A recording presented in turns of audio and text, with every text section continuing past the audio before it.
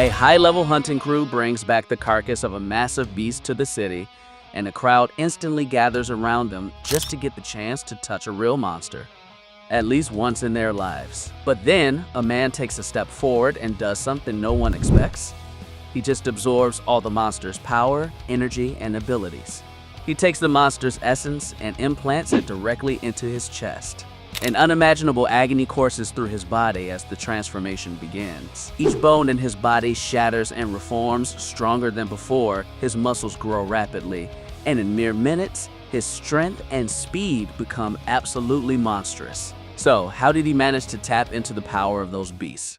His midnight end, he has to survive against a ferocious beast, like a wolf, with nothing but a worn dagger. The creature attacks, but Chumu ducks just in time to save himself. Thanks to the lingering memories of the previous owner of this body, he knows exactly what these things are. It's the year 220 in a planet called Star Blue, and the world is on the brink of total collapse. Space rifts have opened up worldwide, unleashing countless ferocious beasts that hunt humanity for sport, preying on each other in a vicious cycle. On the bright side, during the initial chaos, humans discovered they could tap into a mysterious energy called Yuan Qi. This energy grants superpowers, allowing them to counterattack, and the superheroes of this world are known as warriors or martial arts practitioners. These warriors establish survival bases in the wasteland, constantly hunting the beast. Chum Mo, who just got zombie killed in his last life, finds it richly ironic to wake up in another war zone. The wolf beast charges at him again, prompting Chumo to jam his dagger directly into his maw to block the bite. In that instant, he realizes the creature has a lightning attribute, as sparks threaten to disintegrate his flesh. Gathering every last drop of his strength, he manages to dominate the beast and push it back. Luckily, a nearby tree comes crashing down on the beast, immobilizing it and giving him the perfect opening. He launches himself forward, delivering repeated slashes until the wolf finally goes limp, takes a breather, completely gassed. His current weapon is nothing more than a dull kitchen knife, and his body is totally exhausted with no innate talent for cultivation. The original Chumo must have been ridiculously careless with himself, and venturing into the woods with a pathetic knife like this isn't hunting, it's a suicidal mission. Suddenly, the beast starts to convulse as it begins to wake up again. He's getting ready and notices a specific spot on the beast's belly that's not covered in fur or emitting electricity, meaning it must be his vital spot. She decides to take a risk and strike at that spot, but before she can move, someone else finishes off the beast. Shin Shimmy steps into the scene. She's Chumo's childhood friend, and technically his fiancé. When they were kids, their families had planned to tie the knot because they were inseparable, but tragedy struck before that could happen, when both parents died during a disastrous family expedition. Unlike Chum Mo, Shimmy tapped into her powers early on and always tries to watch his back. The original Chum Mo, fueled by a toxic mix of pride and anger, always took it for granted and pushed her away, even blaming her by saying it was her parents' fault for dragging their own into that fatal expedition. Looking at her now, the reincarnated hero realizes just how ungrateful the original owner of this body was. Shimmy looks like she's about to keel over. She just sprinted straight from her own home mission. She's already hurt, but still ran straight into danger the moment she saw Chum Mo was in trouble. When he asks if she's okay, Zimi looks taken aback, since it's been a long time since he's spoken to her without hostility. She forces herself to get up, telling him she's fine, but there's no time to chat. This creature is a violet ray weasel, and every time they die, they emit a scent that lets the rest of the pack track them down and exact revenge. Shimmy gets ready to take on the incoming pack, telling Chuman to scram. Just as that, the growls echo through the trees, and a pack of wolverines emerges from the shadows, ready to strike. She yells at him to split and raises her fist to throw down. She takes down several animals with a single punch, but the effort is too much, causing Shimmy to spit up blood and get knocked back. She's caught in midair just before she hits the ground, only to realize she's completely fainted. The pack starts to close in on them as a sense of terror takes hold. Shimmy's out cold, and he's got zero chance against all those animals. Above all, he refuses to drag an innocent person to death with him, just like it happened in his past life. Desperate to survive, he needs a way out because he didn't get a second chance in life to die immediately. As his hand rests on the dead rodent, A strange glow emanates from his palm, and the system's announcement indicates that the containment protocol has been triggered. Chunmo has no idea what a grasping system is, but a notification suddenly pops up asking if he wants to absorb the violet lightning rabbit. With no other choice, our kid goes all in and decides to take the risk. The system strips the animal of his characteristics, bestowing upon Chunmo a secondary innate talent of the lightning attribute. When the system asks if he wants to integrate the talent, he's all in, no hesitation. A purple lightning bolt courses through his veins instantly. The agonizing pain makes him scream, but the raw power of the electricity that's bursting inside him actually sends the beasts surrounding him retreating. Now, equipped with the stolen cultivation talent straight from the monster, Chunmo's ready for payback. Channel the lightning into his worn sword, and the electricity sharpens the edge to a razor's edge. He moves, and one-on-one starts cutting through the herd with shortcuts. The power coursing through his body numbs his pain completely, making him incredibly agile. And now he can track the beast movements with crystal clarity. With his blade infused with lightning, he slices through the beast's fur with ease, cutting straight to their vital spots, hacking off limbs with ruthless precision. He's clueless about the exact level or strength of his new skill, but he's getting a major relief as the last beast drops dead. As if answering an unspoken question, the system's interface flickers to life, informing him of his new status. It shows his base strength is 1,527, but with the lightning attribute, he's got an additional 3,089 points. His total power goes off the charts. Chunmo's eyes go wide with utter disbelief as he realizes that with these numbers combined, his combat power now matches that of a mid-level martial arts disciple. The lightning attribute not only gives him a massive speed boost, but also unleashes devastating combat capabilities, proving he not only survived, but just got the top prize in terms of talent. Chunmo checks the interface, realizing his newly acquired base strength of over 1,500 points is almost doubled thanks to his lightning attribute. As he tests his limbs, he feels a surge of power coursing through his veins, making him feel a hell of a lot stronger than he ever has in his past life. Just as that's sinking in, a new notification flickers into view, asking if he wants to tap into the savage beast's fallen energy. This confirms his theory. His system can harvest power from corpses. He initiates the process immediately, and as the energy flows towards him, he also absorbs the beast's blood essence. In this world, the blood essence acts as the condensed heart of a ferocious beast, serving as a powerful catalyst to accelerate the refinement of his physical form. Although these wolverines specifically are low level, the resource is exactly what their newly awakened body needs to build a solid foundation. However, a sudden system notification puts a damper on his excitement, informing him that he's hit his absorption limit for now. The system restricts him to absorbing only one target per month. On the bright side, the description notes that he's not limited to elemental powers alone and can also absorb the martial arts skills or unique physical build of a target. As he reads this, Chunmo decides to choose his target for next month with extreme caution, since wasting an opportunity on low-level corpses isn't the best long-term strategy for his growth.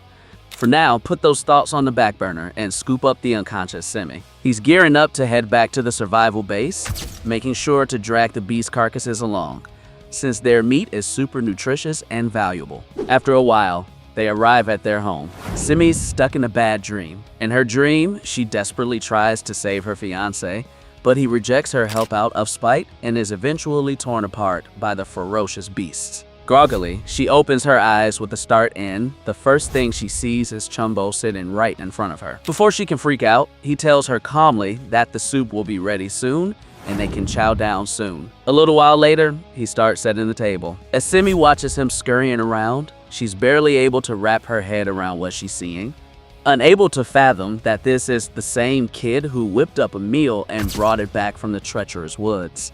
Chunmo just ignores her confused questions, asking who else would do it but him, and encourages her to start eating. They sit down, but the silence quickly becomes too awkward to bear. Trying to break the ice with small talk, Chunmo spins a wild tale, claiming it was an expedition team that happened to be passing by that saved them from the pack. Simi stays mum, completely tuning out Chunmo's weak excuse. Finally, after finishing his meal, he gets up and asks her to take care of the dishes, as the attention bothers him. Before leaving, he reminds her to eat well, because the game meat is packed with nutrients that will help her heal her wounds. His sudden, genuine display of concern leaves her completely stunned. For a moment, Simi's really wondering if she's still dreaming. And if so, she's like, never wake up? I'm good. Meanwhile, Chumo retreats to his own pad and reflects on the situation, trying to get his head around how he's been totally clueless about how to handle her. The relationship between him and his fiancée is clearly on ice, mainly because the old Chumo had no idea how to handle her, and his defensive attitude wasn't helping his case. Shaking his head, he decides to focus solely on his own survival in this apocalyptic wasteland, knowing he can only truly rely on his own strength to stay one step ahead. The top priority right now is to level up his combat game. Next, he starts to fine-tune the raw beast blood coursing through his veins. As the refinement process kicks in, a wave of pure agony hits him, forcing him to grit his teeth through the scorching sensation. After what feels like an eternity, the intense pain finally starts to dissipate, and he manages to regain total control over his body. Acknowledging that growth in this world comes at a painful cost, he clears his mind and focuses entirely on his training, determined to refine his essence and push his limits even further. Time flies when you're pushing yourself to the limit, and Chun Mo spent nearly every waking moment locked away in his training, only breaking his solitude when absolutely necessary. Today, he's pushing himself to the limit with another grueling session, stepping into his private training room to put his progress to the test. He stiffens up, and in a flash, purple lightning bolts start crackling and dancing across my skin. Zeroing in on pinpoint control, she unleashes a lightning-fast strike at a nearby vase. The strike is executed with such precision that the porcelain remains completely intact, but the shockwave cleanly cuts the petals of the flowers resting inside. Although the attack shows his control over elemental power is improving fast, he knows he still needs a whole lot more practice to nail it. Over the past month of intense isolation, he's also managed to fully refine the essence of the Vixen's blood and open the interface of his system to check the final results. The screen flickers to life, revealing a 2,134 boost to his base strength, and when combined with his lightning attribute, his total combat power now checks in at a whopping 4,098 points. Only his base strength increased by over 600 points, a direct result of his meridians expanding throughout his body to handle a greater flow of energy, while the beast's essence itself provided a solid permanent boost of 400 points to his base. Despite the effort paying off, Chumo knows there's zero time to chill or get hyped. The harsh reality of this world is that its true competition consists of elite geniuses with high-grade cultivation talents far beyond the second order, all of whom boast ridiculous growth rates. If he wants to stay in the game and survive, he needs a constant high-grade supply of savage beast blood essence. It's the only way he can speed up his physical conditioning and officially get inducted into the true martial arts realm within the next 6 months. While our hero's pushing limits, his girl's getting in on the action, putting in some serious fight training time in front of a combat simulator. Her punch hits the combat simulator, but the screen displays a score of 8,364 points, a result that leaves her thoroughly unimpressed. With the high-stakes hunting exam just a month away, time's ticking. Her goal for the test is the two-headed python, a terrifying, ferocious grade to intermediate beast, and to defeat it successfully, she needs to become a full-fledged martial artist with the combat strength of at least 10,000 points. As she recalls her recurring nightmare where she loses Chumo for good, her determination strengthens and her punches intensify, desperate to carve a path to martial arts mastery. Addressing her betrothed and her thoughts, she swears to bring back the heart of that two-headed snake, believing it's the key to finally unlocking her cultivation talent. Meanwhile, the mentioned fiancé is scouring the bustling commercial district of Lujiang's base of operations, hunting for a ferocious beast in the markets that's worthy of being absorbed. Unfortunately, almost all the displayed items belong to low-grade, Grade 1 beasts with insignificant power attributes. To really upgrade his physique or acquire a superior talent, he knows he needs the corpse of at least a Grade 2 beast. Before he can keep searching, a group of cultivators block his path, recognizing him as the infamous student who failed to awaken any talent at the academy. His leader, Cho-Chi, steps forward to mock him, ridiculing him as a weakling with no martial prowess. Unlike Chumo, Cho-Chi is considered a local prodigy, having already reached the martial arts apprentice stage with a combat strength of 6,000 points. Shokai's followers join in, loudly whispering that Chumo should be ashamed of hiding behind Shimi, and that he should leave her for their leader. Cho-Chi mocks, asking what a talentless loser does even in a flea market, sarcastically wondering if Chumo really thinks he'll participate in the next hunt.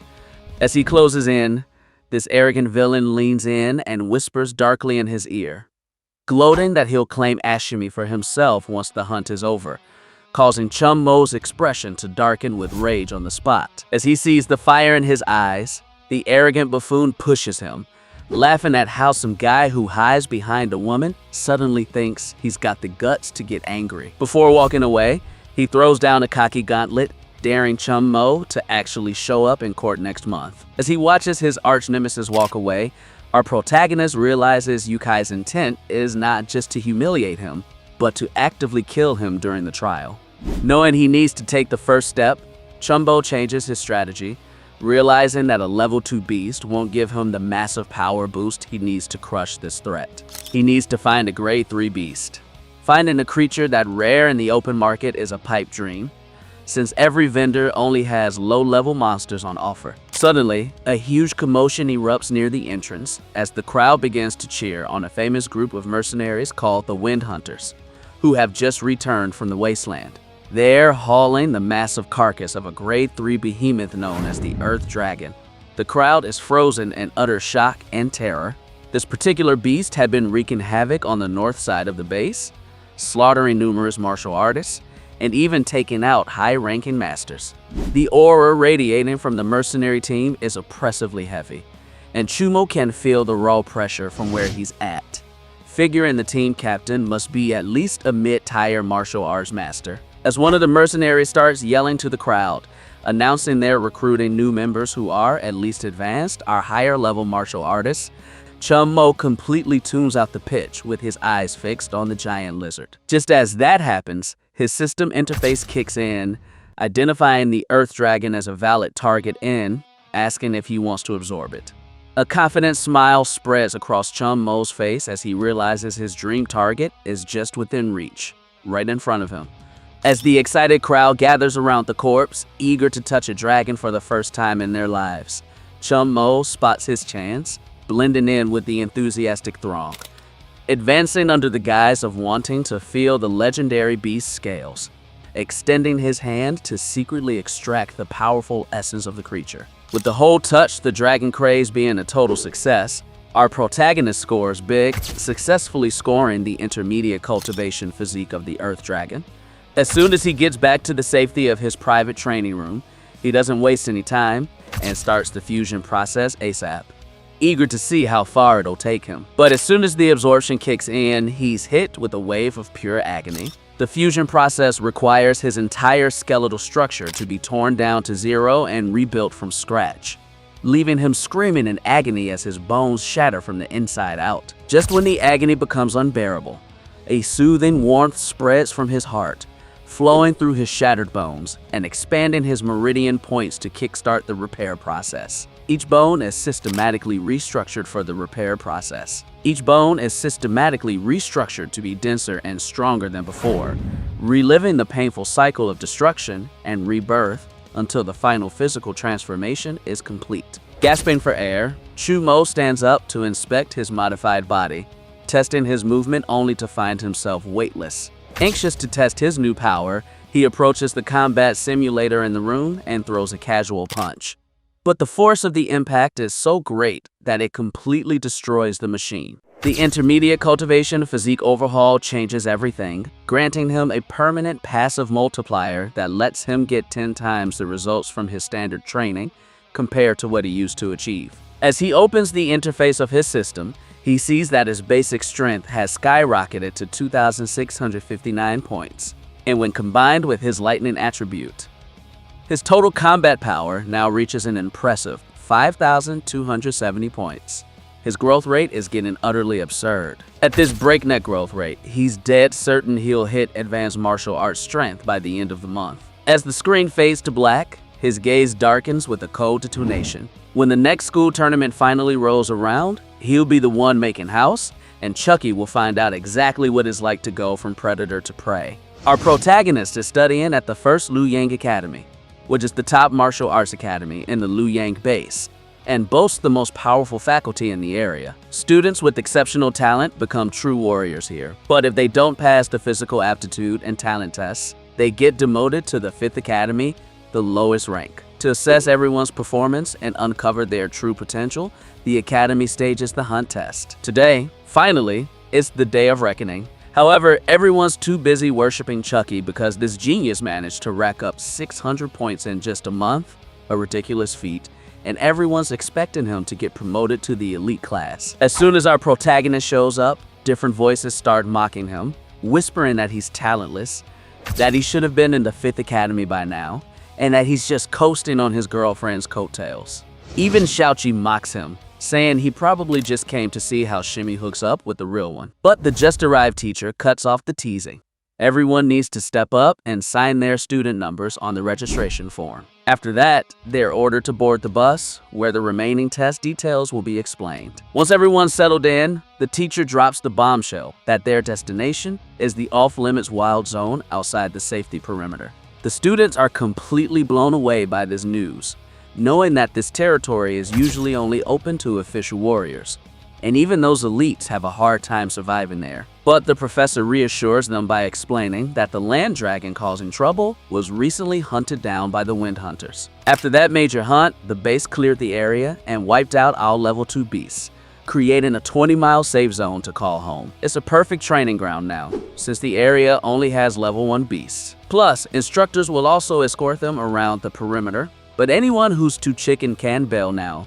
Once the chatter dies down, the instructor explains that the hunting test uses a point scoring system, awarding points based on the strength and level of the beasts they take down. The top 3 winners are looking at some serious paydays. The 3rd place winner gets a vial of ferocious beast level 2 blood essence. The 2nd place winner gets 2 bottles of the same caliber.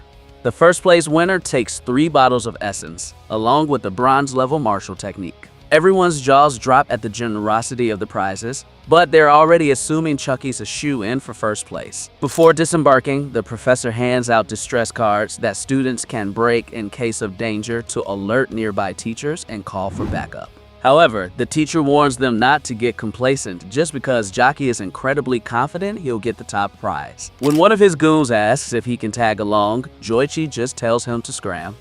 Meanwhile, our hero knows exactly what Joichi has up his sleeve. This psycho wants to take him out during the chaos to get Jimmy all to himself, especially since he's got the backing of the powerful Chow clan within the base. However, Chumo already has his own plan to take down this self-absorbed punk first. He knows Xiaoqi will definitely go deeper into the wilderness to rack up more points, and plans to capitalize on that exact situation. After a short ride, they finally reach the edge of the wild, step out of the vehicle, and the professor gives the signal to start the test. Xiaoqi and his group rush immediately into the underbrush. As they take off, the professors are hyped about Xiaoqi's potential, especially with his family's deep pockets backing him up. So they notice our kid's solo progress. The teacher warns him, pointing out that as someone with no awakened talent, he's got a 1 in 100 chance of surviving even against a grade 1 beast. Shumu simply thanks them for their genuine concern and assures them he's good to roll with that 1 in 100 probability. Many martial artists venture into nature to seek spiritual energy, a resource that grants superpowers to humans, but also causes various beasts to undergo savage mutations. Despite the immense danger, the opportunities are endless, as elite groups like the Wind Hunters regularly bring fortune and resources from these untamed zones. Chumo scans the immediate area for any sign of Xiaoqi, but his arch-nemesis is nowhere to be found, so he decides to hunt some beasts first to hone his combat skills. As he searches for a target, a shadow looms behind him, gearing up for a sneak attack. Thanks to his razor-sharp senses, our protagonist barely dodges the attack. The attacker's a steel jodhound, a low-level beast known for his crushing power and lightning-fast speed, but with terrible endurance. The conventional hunting strategy taught in the academy is to play it safe, wearing the creature down over time. Chunmo, however, blows it all off. Channeling his lightning attribute, he eliminates the beast in a single strike of purple electricity. Although death is clean, he refuses to cut corners by using his monthly storage quota on a creature of such low level, especially since he's already aiming for features of a much higher level. Instead, he just decides to extract the blood essence using the standard extraction techniques taught in school. As he works on the corpse, the scent of blood draws in several monsters, whose eyes glow in the shadows as they prepare to ambush him. But Chumo's already waiting in the wings, knife at the ready, with a keen sense of timing. He starts cutting through the incoming tide, using combat to hone his instincts in the real world, while reinforcing his blade with lightning effect. Time blurs as he stalks his prey. By the time the sunset falls on the wild, he's taken down 7 beasts and collected blood essence from 5 of them, which is more than enough for a day's work. After finding a safe spot, Chumo decides to down a dose of blood essence right away. The effect is mind-blowing. It courses through his body, pushing him to the limit like before, wishing he could drink them constantly without having to wait the 3 days of digestion. Just as he's in the zone, a desperate cry for help echoes through the trees. A panicked student sprints towards him, begging for help as a giant. Out of control bear comes at him. As soon as he lays eyes on the massive beast, Chunmo instantly recalls his academy training. Wherever a level 1 apex bear roams, there's usually a hive of spiritual bee nectar nearby. This rare nectar is exactly what he needs, as it possesses the unique property of accelerating the body's digestion rate, allowing a cultivator to skip the standard intervals between each time he drinks the fierce beast blood. The student who's running is begging him not to crush his lifeline, implying they could team up to take down the bear and split the honey 50-50. Chunmo just clenches his blade tighter. He's made up his mind. Ain't sharing that nectar, it's gonna be all his. The massive bear charges forward, unleashing a brutal blow that sends the other student flying. The sight of his buddy getting pummeled is a total rage trigger, and he leaps into the fray, dead set on taking down the beast. But the first encounter makes him realize that the bear's raw physical strength is on a whole different level. Knowing a straight-up fight would be a death wish, Chunmo adapts on the fly, unleashing swift and calculated attacks while keeping a hawk eye on the beast, waiting for a clear opening to the head or vital organs. Seeking a window of opportunity, he plunges his dagger deep into the bear's forearm, sending the beast into agony. But instead of taking the monster down, the sudden shock and searing pain only send the bear into a frenzied rage. The rabid beast unleashes a savage counterattack, and the raw speed of the strike catches Chunmo off guard, slamming him violently to the ground. In a rage-fueled frenzy, the bear's speed and offense go ballistic, leaving Chunmo in the dust. The massive beast rises up, gearing up to pancake him to the ground. His endurance is shot, making it near impossible to keep up with the monster's explosive movements. Summoning every last drop of energy, he barely manages to roll out of the descending claw's reach, though the force of the impending impact still sends him flying several meters away. Refusing to throw in the towel, our protagonist trusts his survival instincts and decides to make a desperate break. As the bear charges again, he cuts straight down on his eyes, temporarily blinding the creature with a shower of blood and sparks. With the beast's vision compromised, he needs to restrict his movement ASAP. He leaps onto the thrashing beast, channeling all his power into a series of crushing blows to his legs. But when he plunges the blade, the bear swings wildly blind, landing a crushing blow that knocks the wind right out of Chunmo. Lying on the ground, he wonders if he's finally hit rock bottom, but the thought of dying here snaps him back to reality. He didn't get a second shot at life just to throw in the towel on Earth. Suddenly, a weird wave of heat bursts inside him, realizing it's the lingering power of the beast's blood essence he downed earlier. Without even relying on the active slot of the storage system, his body is naturally digesting the essence under extreme stress, granting him a massive and sudden boost to his attributes. This is her chance to turn the tables. The blind bear charges again, but Chunmo leaps into the air, dodging the impact with ease, channeling every ounce of his lightning power into his fist. He unleashes a thunderous, devastating blow straight to the beast's weak spot, finally taking down the massive creature. Chimo drops to his knees, gasping and completely spent. A level 1 beast of a ferocious, superior kind is considered a level 1 threat for a reason. His attacks are deadly, and if it wasn't for that sudden blood essence absorption burst that saved him in the nick of time, he'd be toast. Catching his breath, his mind starts to break down the fight. He realizes he desperately needs a wind element attribute to overcome his current limitations. Merging lightning with wind would take his speed and combat prowess to a whole new level. Suddenly, a dark aura sweeps into the clearing. Before Shumo can even get up, a figure slides between the trees at an insane speed. It's Yuchi, and Shumo instantly recognizes the telltale signs of a wind attribute user barreling in like a maniac. The smug genius enters the clearing, looking at the dead bear with a smug and self-satisfied grin.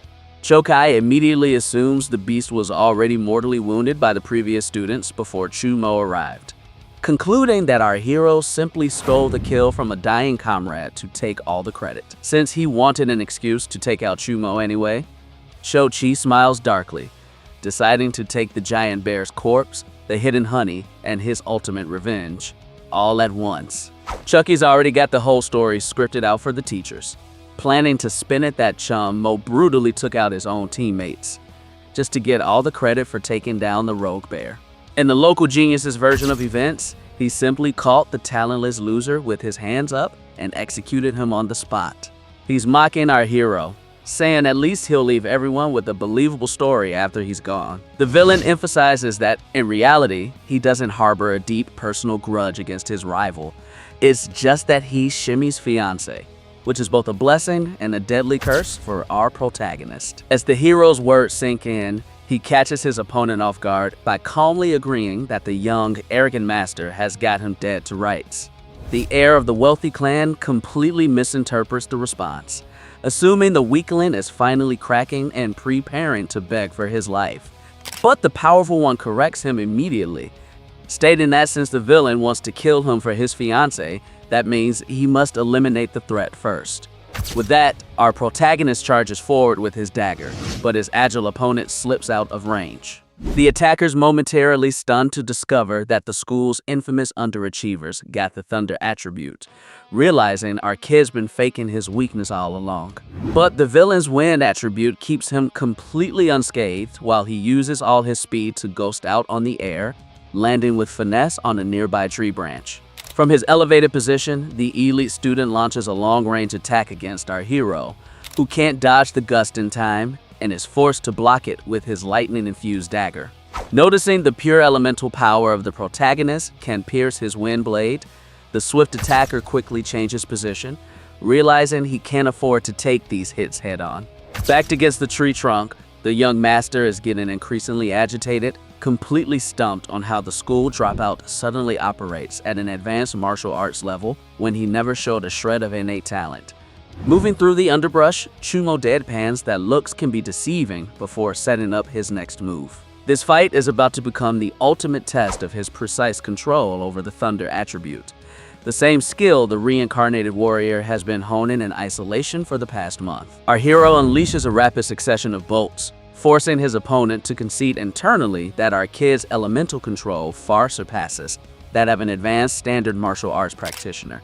Still, thanks to his wind attribute's flawless dodging, the agile genius manages to sidestep every bolt, making him nearly untouchable. A fraction of a second later, the villain materializes hazy right behind our hero, screaming game over while his next attack connects, slicing the protagonist's face. The villain keeps the heat on, unleashing wind blades from all angles. Chumo is in a supremely tough spot.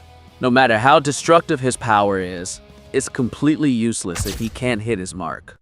The wind user is taking advantage of their massive speed advantage, knowing that even minor superficial wounds will eventually wear our kid down to exhaustion.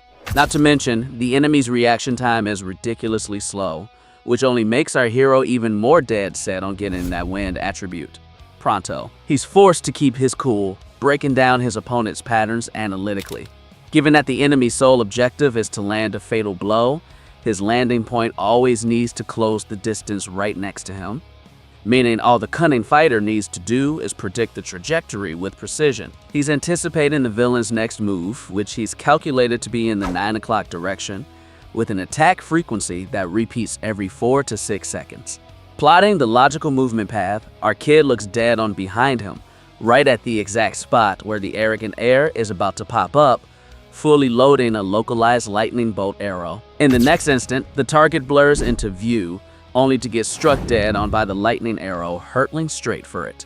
The trap is completely unpredictable, leaving the villain with 0 time to dodge. The hit lands square on target, sending the young master crashing to the ground as he gasps in stunned shock, wondering how a nobody managed to take him down. As our victorious hero closes in to finish the job, a wave of terror washes over the fallen thug.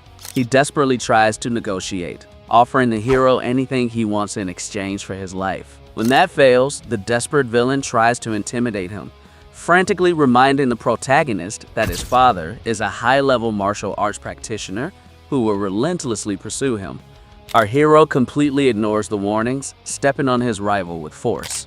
When the defeated genius opens his mouth to beg one last time, our protagonist tells him in a dark tone to shut up, plunging his sword and silencing his arch-nemesis forever. Just as he's about to finish him off, the system interface kicks in, flagging the downed villain as a valid target in, asking if he wants to initiate the asset acquisition process. Without hesitation, Chum Mo claims the wind attribute as his own. Finally, with the wind attribute secured, our hero decides to test his new power. He's letting the new energy settle for a hot second, letting the wind do its thing before he even takes his first step. The transformation is straight up mind-blowing.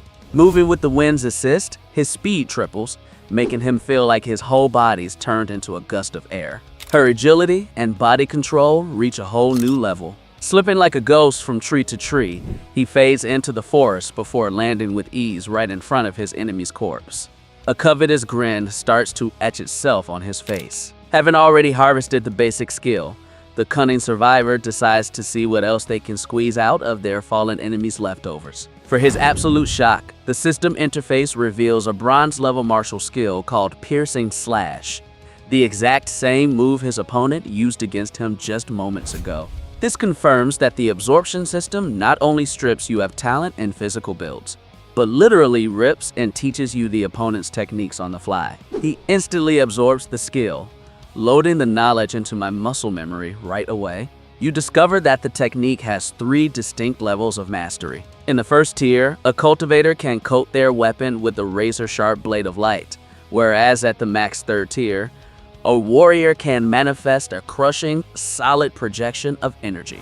The protagonist realizes his dead arch-nemesis had only managed to hit level 1, since the stolen blade barely shines during visualization. But even at the introductory level, the destructive power is massive. Once you take it to level 3, you'll be able to extend your lethal reach to an impressive 30 meters, which is a game changer for close combat. Just then, another system notification pops up, telling him the deceased heir had a special item hidden and asking if he wants to collect it. Obviously, our protagonist isn't going to pass up a freebie. As the system retrieves the object, our protagonist is utterly captivated to find an intricate treasure map. As he unfurls the parchment to examine his secrets, he's left utterly gobsmacked by what he discovers. It's a guide that leads straight to a terrestrial dragon's nest, the resting place of a 10,000-year-old legendary spiritual essence. This type of celestial resource is capable of permanently evolving a person's innate talent and constitution.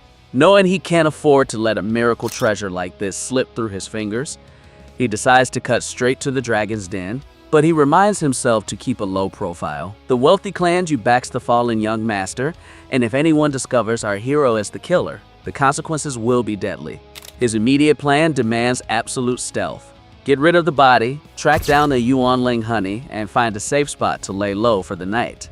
As night falls, our hero arrives at the spot where the prized Yuan Ling honey is stashed. Harvest the honey carefully, though he feels a sting of disappointment when the massive hive only gives him half a canteen of the precious liquid. As he tallies up the day's haul, he's stoked to see an epic score of 21 vials of beast blood essence, scored from both his own kills and the fallen students he found. But there's one thing that's still eating away at him: He couldn't figure out why Chachi was carrying a standard student pack with nothing but a basic blade and a weird little pouch made of beast hide. No resources in sight. As he examines the weird pouch, he recalls that Cho-Chi hadn't even used that particular knife in the whole deathmatch. Intrigued, our hero channels a burst of his own Yuan Ki into the beast skin pouch to see what happens. As soon as his energy hits the material, the little pouch blows up and turns into a local dimensional pocket. It's a top-of-the-line spatial storage bag, a seriously pricey luxury item that a regular person couldn't afford in a lifetime. Our kid just scored the mother load. Inside the space, there's a massive haul of yuan stones, totaling at least 600 low-grade pieces, plus 12 extra vials of ferocious beast blood essence, with 3 of those belonging to high-level beasts of level 2. In this apocalyptic world, yuan stones are the crystallized essence and the primary currency among high-level martial artists. From the environmental gruel, warriors can directly tap into their energy to level up and also serve as the primary currency among high-level martial artists. Our hero quickly transfers everything to the space bag, deciding to keep it under wraps, since carrying such an expensive item would immediately raise unwanted suspicions. With his inventory safe, our hero takes a sip of the freshly harvested honeydew to test his widely talked about effects. It's a whole different ballgame compared to chugging raw animal blood. Instead of a violent, burning sensation in his veins, a soothing warmth flows smoothly through his core, instantly relieving his fatigue and healing the minor cuts on his face. Close your peepers, soak it in, and when you crack them open again, you'll be feeling like a brand new beast. The results blow his wildest expectations out of the water. With just one sip of the nectar, his body can fully digest unprocessed the essence of beast blood in a matter of hours, a task that normally requires a strict 3-day waiting period. The protagonist grips the bottle tightly, craving an endless supply of this nectar to keep drinking beast blood on a constant high and max out his attributes without limits. Feeling fully recharged, the ambitious hero decides to chug more beast blood essence ASAP.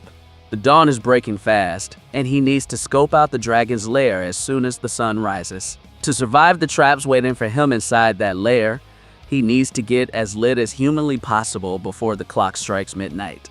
With the help of his system, Chumo arrives at the exact spot where the Earth Dragon's nest should be. As he touches down, he realizes the entire area has been meticulously scouted and sanitized, like a pro would leave no stone unturned. Hidden so well that even a regular person wouldn't have a chance in hell of finding treasure here. He silently thanks the Chow family, noting that not even his elite research team could pinpoint the hidden essence. He's digging deeper into the cave, but the path is so deep that even after walking for 10 minutes, he still can't see the end of it. He finally hits a metaphysical roadblock. He's not sure if it's a natural phenomenon or human-made, but the moment he touches it, his storage system kicks in, letting him breeze through the barrier without a hitch. Inside, he finally uncovers the 10,000-year-old spiritual essence chilling in the form of a small, radiant pond. Mystical bubbles float from the pool, shining like a natural byproduct of the celestial energy. Weird mystical bubbles float from the pool, acting as a natural byproduct of the energy. It's totally cool that a celestial treasure would come with a spirit like this, so Chumo decides to check it out closer later. He's reviewing his memory to find the right instructions from the manual on how to use the essence, getting ready to give himself a soak in the pond. He's instantly overwhelmed by a crushing, painful sensation, like the collective emotions, life, and death of every creature that's ever lived on this land for 10,000 years are dumping straight into his mind, along with the never-ending stench of blood. When he opens his eyes, his gaze is significantly sharper than before. He rises from the essence pool, feeling a powerful surge of energy coursing up his limbs. Planting his feet firmly on the ground, our hero realizes that his wind attribute has seamlessly merged with his body, making him feel almost weightless.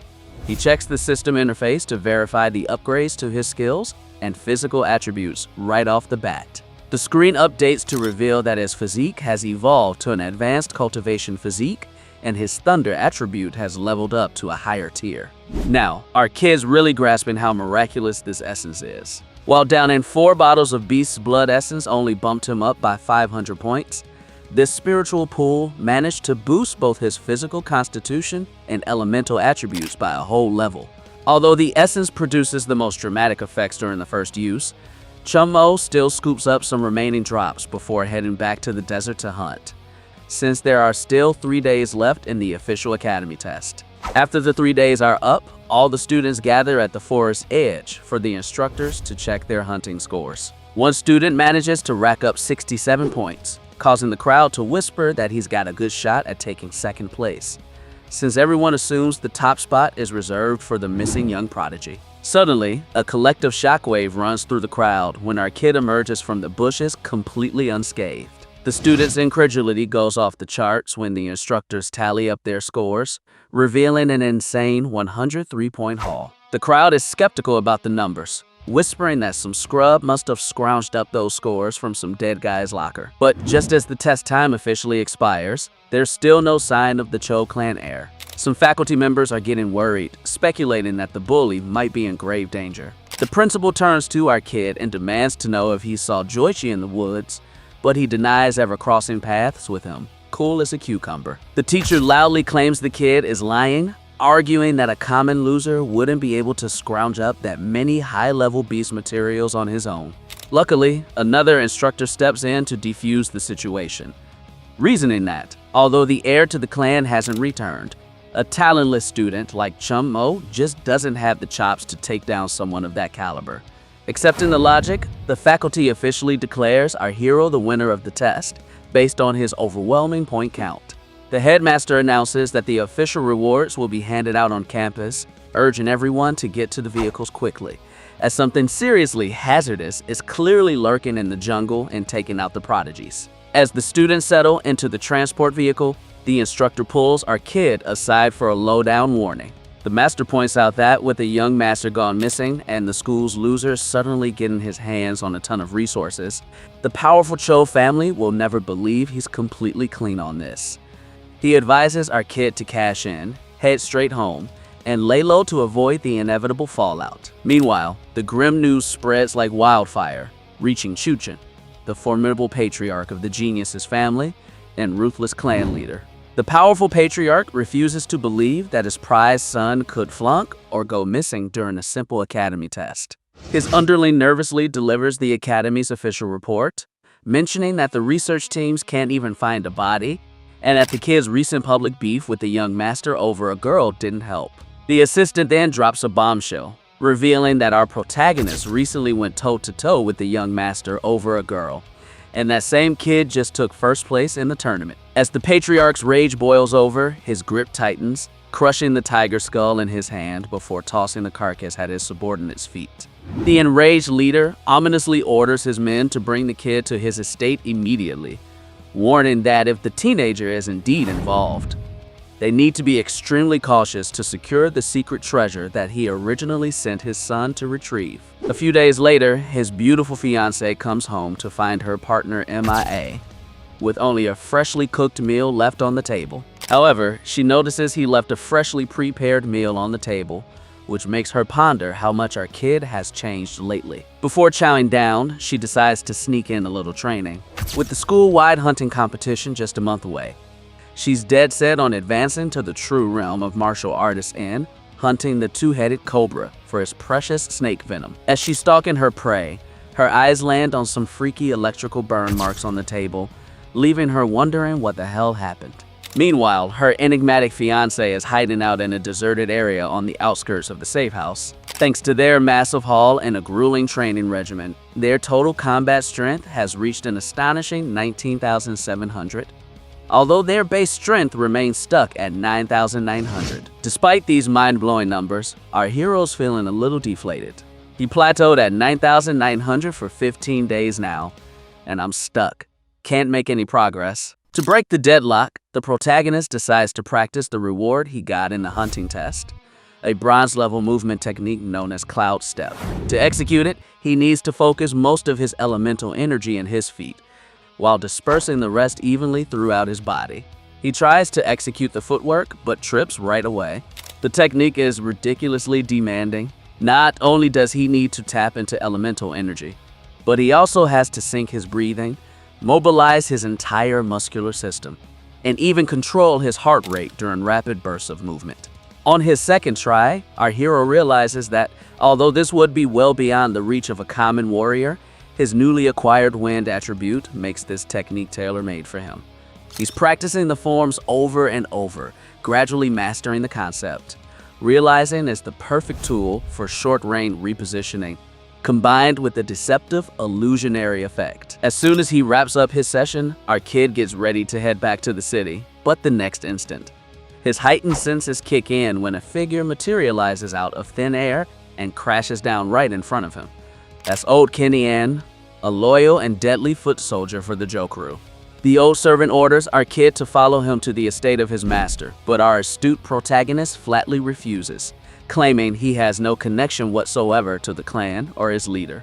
The old man narrows his eyes and warns the teenager that Patriarch Joe Chang is a highly advanced martial artist and one of the most powerful on the base, advising him to cooperate peacefully. Our hero, well aware that this man is the father of Joe Chi, whom he executed, realizes that the wealthy family is finally taking him as their target. He's flat out rejecting the invite, mocking the patriarch to come get him himself if he's so keen on seeing him.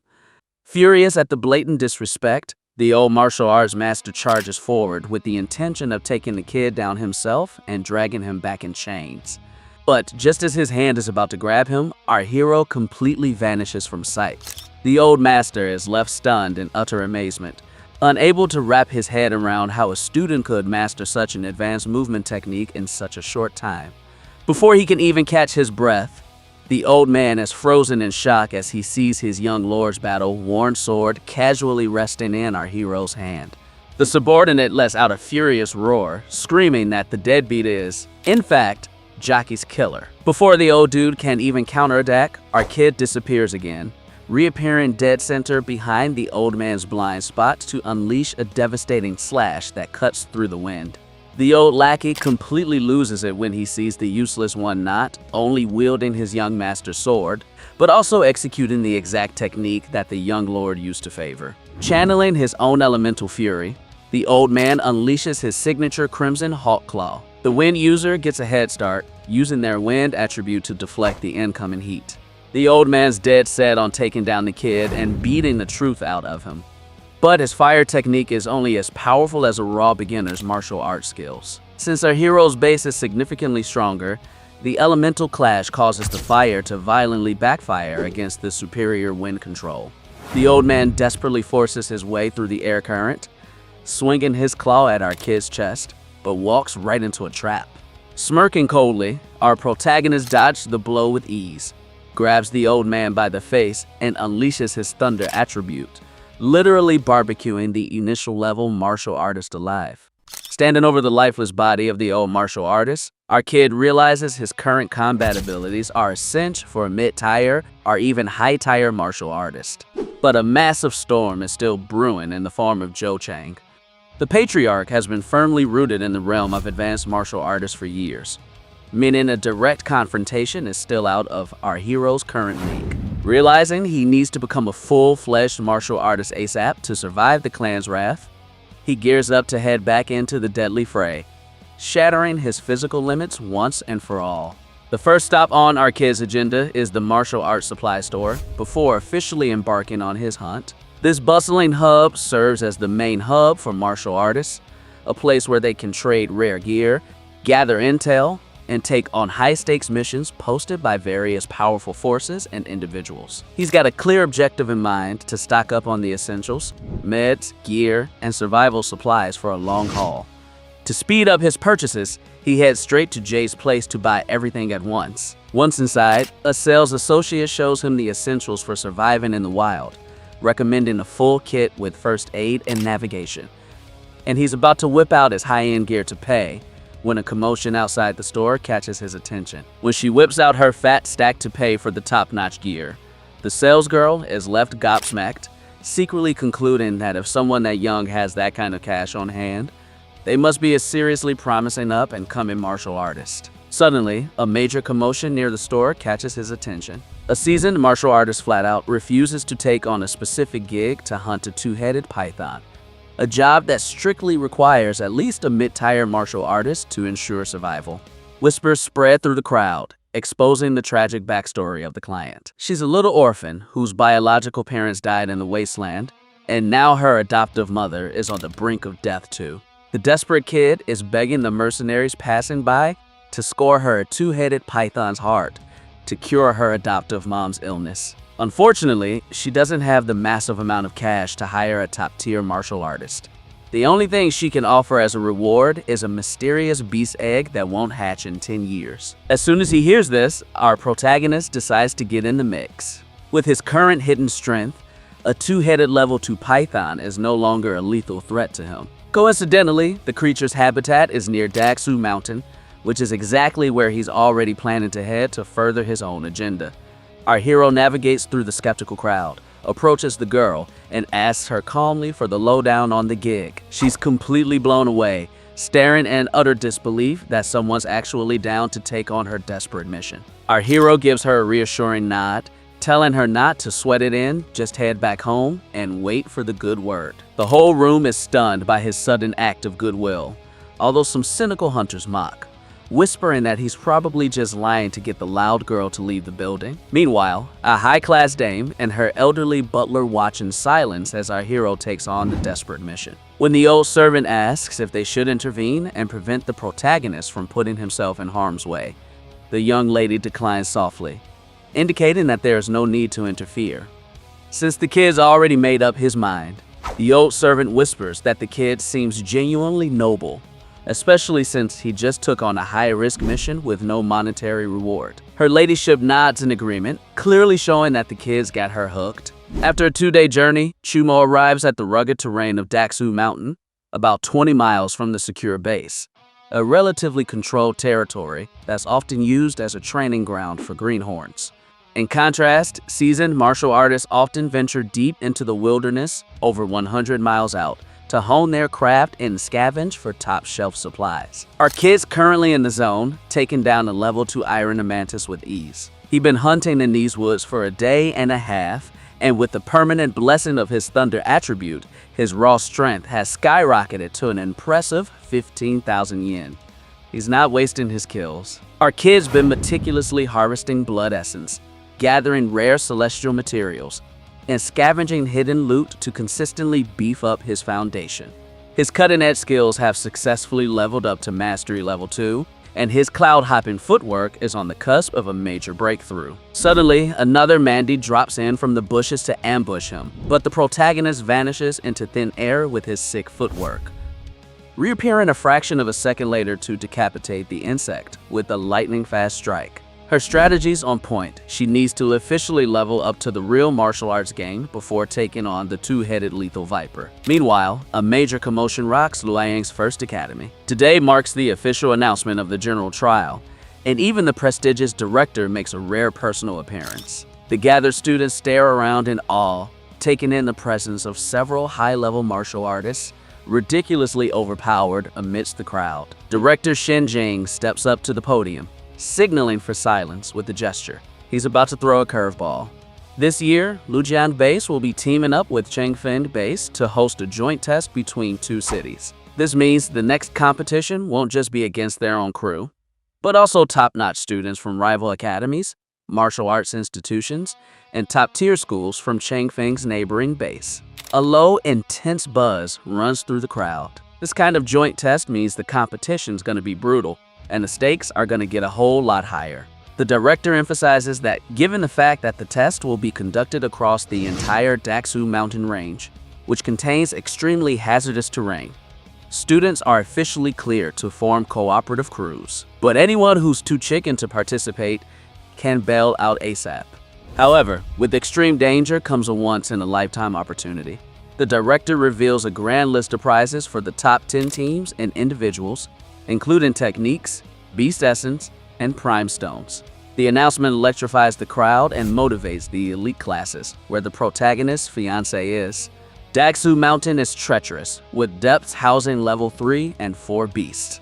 As everyone cheers, Jimmy's mind is elsewhere, thinking about his missing fiancé. Since he hasn't been seen around campus lately, she assumes he's completely clueless about the test end given his protective nature, thinks it's best he stays safe. Just 3 days ago, she successfully broke into the elite martial arts circle, significantly boosting her combat skills. She's dead set on not just placing in the top 10, but personally taking down the two-headed snake and getting his heart, convinced that it'll finally awaken her talentless partner's cultivation abilities. Suddenly, a rowdy teenager named Shu Guang starts aggressively pushing Lujiang Academy students out of his way near the courtyard entrance. This cocky redhead is a Changfeng-based prodigy. He's openly mocking, sarcastically commenting that the Lujiang base doesn't seem to have a single decent fighter worth his time. His yes-men, who follow him everywhere, immediately chime in with over-the-top flattery, loudly boasting that their leader has a high-level sword talent and has already reached mid-stage martial artist level. They proudly declare it's a total honor for local students to even breathe the same air as him, openly calling out the entire Lujiang student body trash. The absolute truth. The blatant diss instantly gets the crowd from Lujiang's first academy fired up. But before anyone can step forward, the arrogant prodigy suddenly unleashes an aggressive slash of sword energy from his weapon. The local students are frozen stiff, completely shell-shocked by the lightning-fast and deadly pressure of the ambush. Refusing to let his crew get bullied, Jimmy straight up blocks the incoming energy wave, redirecting the pressure to shield his crew. She freezes the intruder with a stare, coldly reminding him that blatant violence is strictly off-limits on academy grounds. The redhead is momentarily stunned and captivated by the sudden appearance of such a beautiful and capable fighter. Before the situation can escalate further, the academy instructor yells out for everyone to stand down and gear up to roll out ASAP.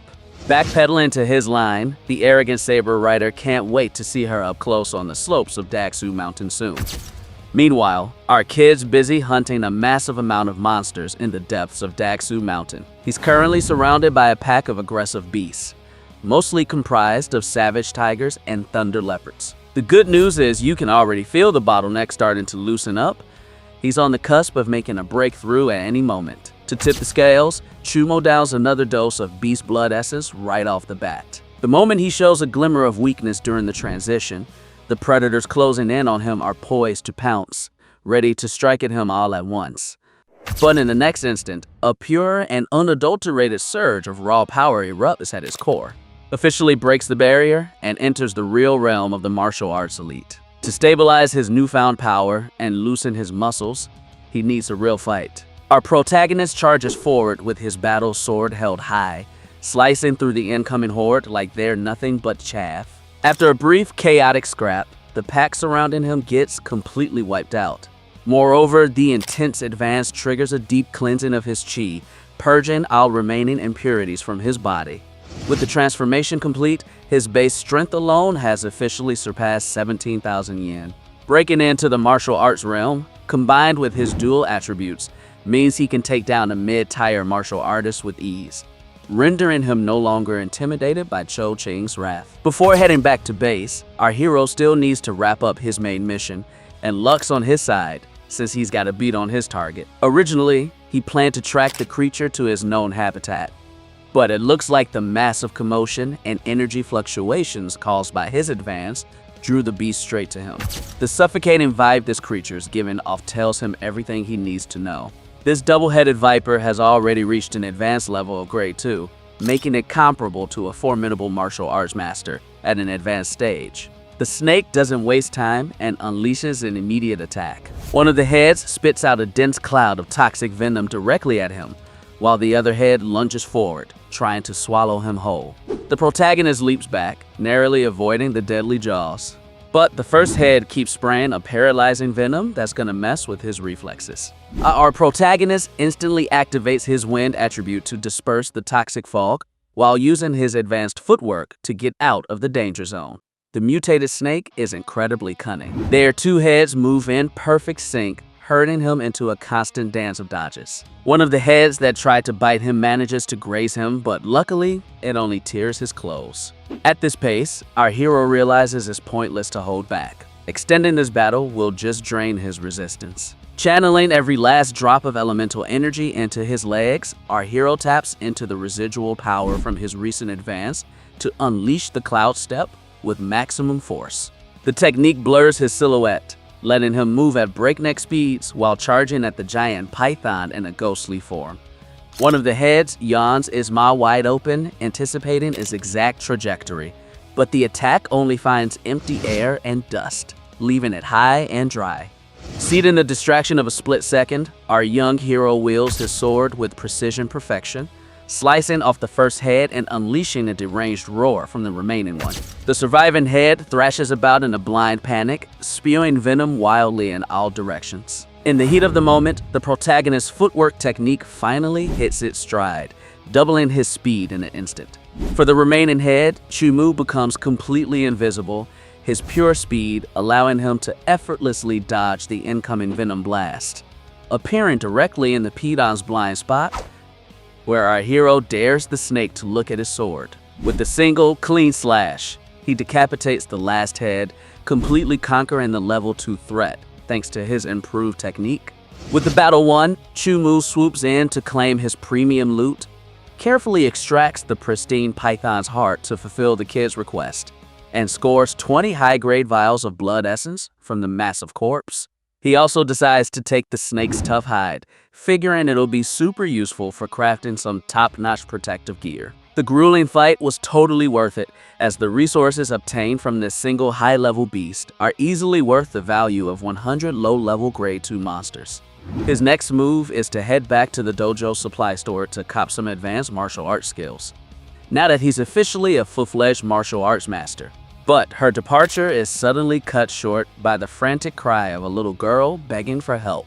She sprints through the underbrush, desperately fleeing from a pack of vicious street dogs. The protagonist springs into action, vanishing beside her to take down the pursuers with ease in a matter of seconds. As she catches her breath, she recognizes him as the infamous school dropout Insemi's ex-fiancé. Their hero also recognizes her. She's Du Jing, a high roller student from the creme de la creme of the academy. The young woman is in a total panic, frantically telling him that their elite class has just been ambushed by a terrifying pack of wind wolves led by Shu Wong. She then begs him to go save his fiancé, screaming that Semi is in extreme danger, like a girl whose boyfriend's gone MIA. The news instantly grabs her full attention. Her gaze darkens as she demands to know exactly where her fiancé is. On the other hand, the elite student is totally lost. In the eyes of everyone, our hero is supposed to be the helpless burden that always needs to be protected by his beautiful fiancé due to his inability to hold his own. But right before his eyes, this supposed loser just casually slaughtered a high-level monster like it was nothing. Noticing her stunned expression, our guy figures maybe he spooked her a bit, so he takes a step back, apologizes for the intensity, and asks calmly about Semi's situation. The frantic girl quickly fills him in on the academy's joint competition, explaining how her class formed a cooperative team to tackle the mountain slopes. While they were deep into the crest, the students were busy gathering spirit grass when a massive pack of wolves, the Wind Chasers, ambushed them. The heroine stepped up to shield her teammate in. Thanks to her combat skills, they managed to break the initial siege. But their luck ran out when they face-to-face bumped into the cocky redhead Shu Wong and her squadron. As things were getting ugly, her fiancé intentionally drew the enemy's fire, creating a desperate window for her partner to make a break for an end call and a Hail Mary from the elite squad. By the time the girl managed to slip away, Semi was already getting roughed up in the uneven fight. Desperate, the tearful student begs our protagonist to go save her fiancé, pointing him towards the battlefield 10 miles southeast. Our hero assures the panicked girl that he'll save her fiancé, telling her to focus on tracking down the rest of the elite squad before making a beeline for the bushes. As she watches his silhouette fade into the trees, she suddenly feels a wave of relief wash over her after the chaos, genuinely believing he's got Semi's back. Meanwhile, 10 miles away, the fearless heroine stands her ground defiantly in front of the arrogant Changfeng prodigy's base.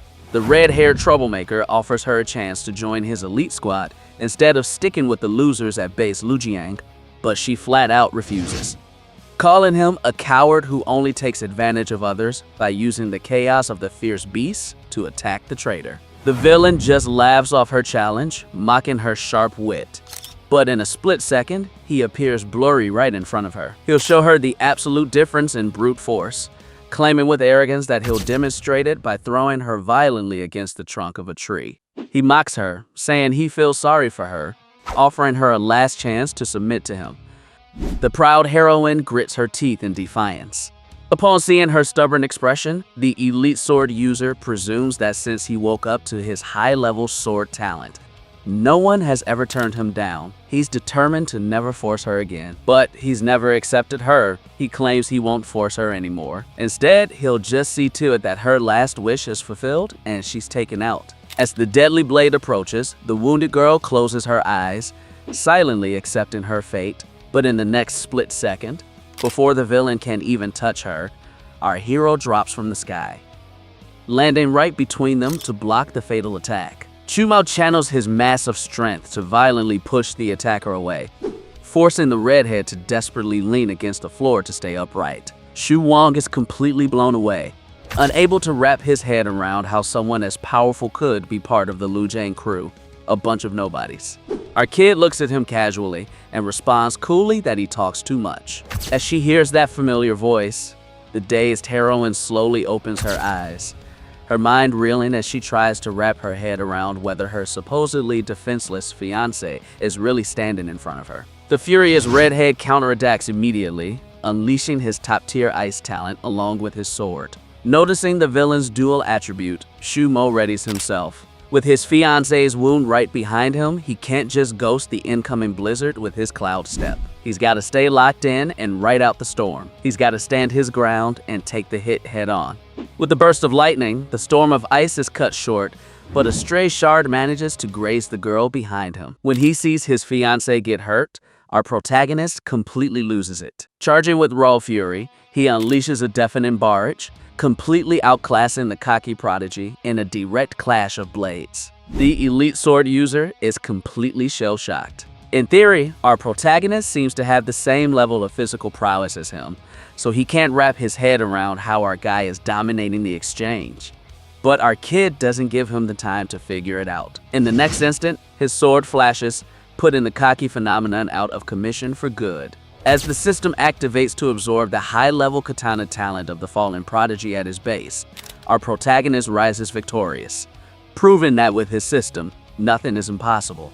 Now that his enemy is out of commission for good, it's time to scope out the spoils. Just like the previous young master, the fallen prodigy also left a top-tier storage pouch. Our protagonist's face lights up as he inspects the dimensional pocket, discovering the bag contains dozens of 1,000 low-grade yuan stones, along with the massive stash of high-scoring beast materials. Since his fiancée is already wounded and can't keep hunting, he decides to just hand over all this loot back to her, so she can easily rack up a max score in a competition.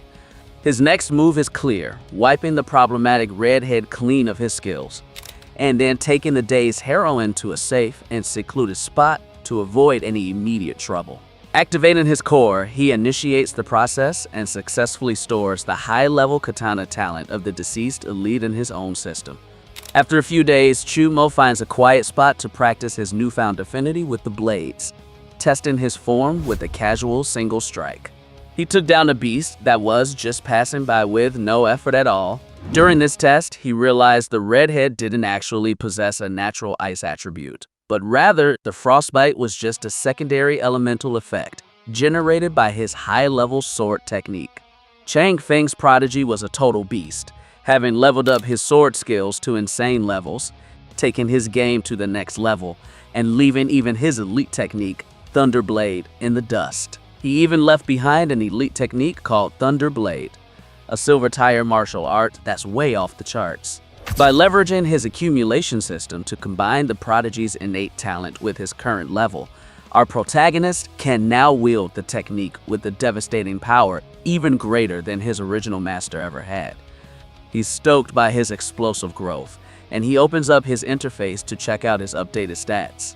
His base physical strength now tops 18,000 yen, and when you factor in the massive multipliers from his thunder and wind attributes, his total combat power skyrockets to over 75,000 yen, a laughably absurd number. He's blown past 75,000 yen, a laughably ridiculous figure. With these insane numbers as his base, he decides it's finally time to get back to the safety of the base. It's been a whole month surviving in this deadly wilderness, and he still needs to deliver the two-headed python's heart to the desperate little girl waiting for him in the city. Our protagonist rushes straight to the martial arts supply room, where the girl is already anxiously waiting for him. While waiting, some mercenaries passing by mockingly tell him to stop wasting his time, claiming a level 2 advanced two-headed python is too deadly for some kid to take on.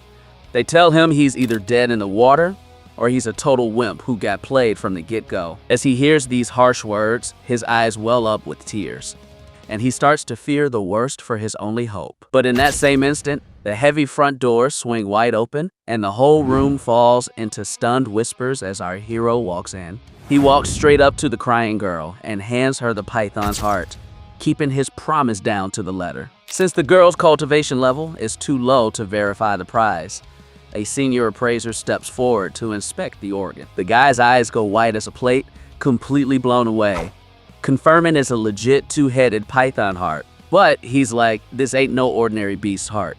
This particular beast had already reached the advanced realm of level 2. Upon realizing the enormity of the feat, the grateful girl immediately hands over her reward, a mysterious egg of a ferocious beast. When Chumo turns to leave, the girl stops him, desperate to know what his real motive is for taking on a job that's a death sentence, especially since the payoff is considered worthless by everyone. Especially since it's been over 10 years and has shown no signs of cracking open. Our hero just flashes a carefree smile and says he only wanted to lend a hand before hightailing it. Watching a young warrior display such strength and humility leaves the whole room completely gobsmacked, and several independent hunters secretly wish they could ride shotgun under his command. As she watches him walk away, the girl recalls the dark days when her biological parents died and how the greedy people around her immediately started looting her family's assets. That trauma had made her believe trust was a deadly luxury in this brutal world. But as she held Pidon's heart, she watched him walk away with a renewed conviction that there was finally someone in his life she could actually put her faith in. Now that his hunt is officially over, our kid needs a reliable spot to trade in his massive haul of beastly gear. After stashing his share of yuan stones, he immediately buys a copy of the specialized martial arts forging method with yuan power from the Kingdom of Artists to take his cultivation to the next level. He's also got his sights set on a brand new piece of hardware. For this, he's got two options: buy a top-grade, pre-made blade straight off the shelf, or commission a blacksmith to forge a custom sword using the reinforced column and the advanced scaly hide of the Piednon he just took down. With these objectives in mind, he stands face to face with Jay's house. The vendor from his previous visit recognizes him the instant he crosses the threshold. She's like, "Yo, you've officially made it to the big leagues, martial arts master." She quickly extends her enthusiastic congratulations before asking him politely what kind of supplies he needs today. As a martial artist, she quickly offers her enthusiastic congratulations before asking him politely what kind of gear he needs today. During her last visit, her lack of cultivation prevented her from perceiving the true depth of her. But now she can clearly perceive that even this seemingly receptionist is a trained martial artist. This really shows the undeniable might of the House of Hades. And even there, floor staff packs this kind of punch. Our protagonist cuts to the chase, telling her he's looking to buy high-level cultivation resources and needs to sell the goods. Nodding in understanding, the sales associate guides him to a private room in the back to meet the elderly young, the in-house master appraiser. Our protagonist nonchalantly empties his spatial satchel, piling the counter with an overwhelming mountain of pristine beast corpses, including several high-grade pieces of low-level grade 2 monsters. The old man's eyes light up as he examines the loot, clearly recognizing the exceptional quality of the materials. Throughout the assessment, the old man is deeply impressed that a warrior so young could personally take down such a large quantity of high-level creatures without damaging the hides. Once the final tally is done, the appraiser offers him 156,000 low-grade yuan stones for the whole lot. A fair price that our protagonist accepts with a smile. With the transaction finalized, our protagonist provides a specific list of cultivation resources he needs and asks if they can recommend a level 1 sword. The old man young hands him a premium inventory catalog with his rarest items, confidently boasting that if the Jade House doesn't have what he's looking for, he won't have a shot in hell to find it anywhere in the base. As he scans the price tags in the catalog, Reality slaps him in the face. A top-tier combat sword costs a whopping 100,000 yuan stones, while the premium essence of advanced ferocious beasts hits a staggering 200,000. He quickly realizes he's been dead wrong thinking his recent paycheck made him rich. With prices this steep, the cash he worked so hard for isn't going to get him very far. He quickly adapts, deciding to prioritize what he needs most. He goes for a grade 3 alloy sword, one copy of the martial arts kingdom's forging technique, and a full encyclopedia on exotic fierce beasts and spiritual plants. When he tallies up the final bill with his earnings, he finds out he's not raking it in, but instead he's got to shell out an extra 16,000 yuan stones from his own pocket. Just as he's about to settle the tab, the receptionist saleswoman suddenly bursts in, rushing over to whisper something urgently into the ear of the old young. The appraiser approaches our protagonist, informing him that the Jade House CEO wants to meet with him on the top floor. Our protagonist can't wrap his head around why the enigmatic big shot would be interested in a freshly minted martial artist, but he decides to go up and find out for himself. The receptionist escorts him to a private suite. Sitting in the seat is the same elegant lady and her elderly servant who watched him accept the mission from the orphan girl days ago, and they're staring right back at him. The first thing that catches her sharp eye is the intricate emblem embroidered on the old maid's robe, a mark that indicates the elderly woman is at least a formidable third-degree martial artist. The first thing that catches our protagonist's sharp eye is the intricate embroidery on the elderly servant's tunic, a mark that indicates the older woman is at least a formidable martial arts expert of level 3. At least, a seriously skilled martial artist, grade 3. Her mind is racing, concluding that the young lady must be more than just a local boutique owner if her personal maid is a master of that level. The lady flashes a refined smile, introduces herself as Mo Shan Shan, and politely apologizes for the sudden summons.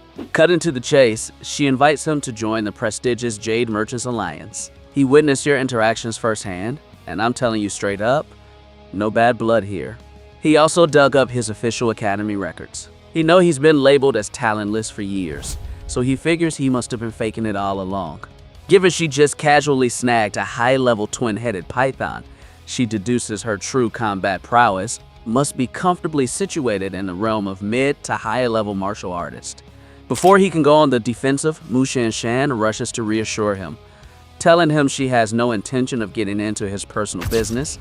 She just wants to recruit him for his exceptional talent in his rare, gentle nature. To prove her sincerity, she presents him with a grade 3 battle sword, forged from the bones and blood of a mid-tier grade 3 ferocious beast, a far superior arm to the alloy sword E picked up downstairs. Our protagonist eyes the flawless blade, but makes his stance crystal clear. He's a lone wolf who refuses to be tied down by rigid corporate contracts or forced restrictions. Mao Shinshan nods graciously, fully understanding her need for freedom. Instead of a standard recruitment deal, she proposes a flexible partnership agreement. She reveals that the true headquarters of the Had Traders Alliance is in Jingling, 1,000 kilometers from Liujiang's small base, and wields a power that dwarfs this local outpost. If he accepts to cooperate, he'll be rocking the elite title as the external consultant of the Alliance. This title comes with a fat monthly stipend, VIP access to exclusive internal resource auctions, the right to hunt rare treasures, and a permanent 20% discount on our merchandise. In exchange, his sole obligation is to complete a single mission for the Alliance when they call, and he still has the absolute right to decline or swap it. That weighs the options, realizing the terms are incredibly generous and don't compromise his autonomy. As she sees him hesitate, the young lady assures him he doesn't need to give an immediate answer. To show her good faith, she emphasizes that he can keep the grade 3 premium sword as a gift from the meeting, and that all his purchases on the ground floor will be completely free. Our protagonist asks if he's not worried. He'll just take the free loot and still turn down the offer. Mo Shan Shan downplays it by saying 200,000 yuan in stones is chump change for their organization, and she's convinced a smart warrior like him will make the right call. Sizing up the score, our hero finally cracks a smile and accepts the consulting gig. As soon as she steps out of the suite, the old maid, Mrs. Zhou, turns to her lady completely flabbergasted. She's wondering why the young lady went to such extremes, offering prestige titles and free loot to recruit a kid who, though talented, doesn't deserve such favors from her powerful alliance. As she speaks, the old lady's eyes fly open wide with a sudden flash of understanding. Mao Shan flashes a sly smile, confirming her maid's sudden hunch. The young lady reveals she's got a rare passive talent for auxiliary perception, which kicked in the exact moment the kids stepped through the door. She felt a resonant energy that felt deeply familiar, dropping a bombshell when she whispered that they're exes, the same type of people. Meanwhile, a massive crowd gathers at Luoyang Base's first high school courtyard for the official announcement of the recent joint competition's results. A low buzz runs through the crowd when the speakers announce Shimmy as the absolute winner of first place. Under normal circumstances, Guo-kun, another elite class prodigy, was the heavy favorite to lock down the top spot. Beyond the scores, the whole campus is abuzz with intense whispers about his fatal showdown with Shu Wang, especially since the Changfeng base authorities have been unable to find a single lead on the body of his star student, and it's all going down like a dark secret. When the faculty mentions her name, the heroine walks onto the stage to collect her awards, but her mind is elsewhere. She vividly recalls a mysterious savior dropping from the sky, saving her from the brink of death and leaving behind the prodigy's storage bag from outer space. That massive stash of top-grade gear is the only reason she managed to snag the top score, and she's still desperately wondering what's the real deal with her anonymous savior. Her close friend gives her a gentle nudge to snap her out of it, urging her to take the stage.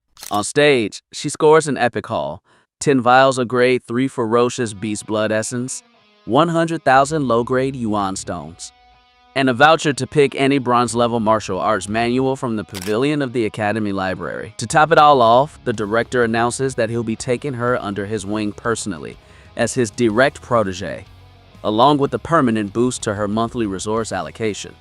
The crowd goes wild with enthusiasm over her massive success, knowing that the director's personal guidance is an invaluable reward that far surpasses everything else. But even in her moment of glory, she's still thinking about her fiancé, a supposed Zero, wondering if she's overestimating him as her savior. Meanwhile, our protagonist is deeply focused on his training in his usual abandoned zone outside city limits, pushing his newfound affinity with firearms to the limit. She unleashes the Ice and Thunder Sword technique. A single, effortless sweep of her blade encases a dozen charging beasts in solid ice. 2 seconds later, a gargantuan worm-like creature bursts forth from the ground to ambush him. Our hero doesn't bat an eye, executing a slick cloud step to slide effortlessly out of harm's way. He immediately unleashes another frostbite slash, unleashing a wave of icy elemental energy deep into the earth, forcing the underground beast to violently burst forth, leaving it fully exposed and vulnerable on the surface. The expanding ice forces the subterranean beast to burst forth from the earth, leaving it completely exposed and vulnerable on the surface. Without wasting a single beat, he unleashes a devastating slash that cleaves the sky and cleanly bisects the massive creature in two. The pure kinetic impact of the blow is so overwhelming that the residual shockwave blows a massive hole straight through a nearby concrete wall. Standing amidst the rubble, the protagonist assesses his current combat synergy. Mastering both the Frost and Thunder Sword and the Skybreaker Sword doubles down on their possibilities against future high-level foes. A red-headed prodigy like the dead one would be a cakewalk to take down with a single hit.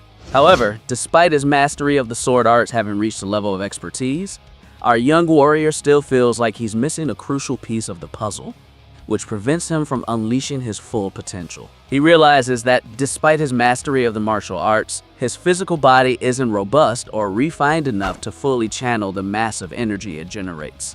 According to the specialized manual he bought at Jay's place, the true realm of the martial artist requires mastering 3 subsequent stages of physical refinement: forging the body with yuan energy, blood refinement, and chi collection. To break through his plateau, he immediately sits cross-legged to kickstart the intense regimen of body forging with yuan energy. Wake up your core aura, channeling a raw wave of pure ambient energy straight into your muscles and bones. His training is completely merciless, isolating him for a solid month straight. The grueling process leaves him with an indescribable sense of agony. Suddenly, a searing, stabbing pain erupts all over his body, forcing him to drop to his knees as he feels his bones being grilled alive.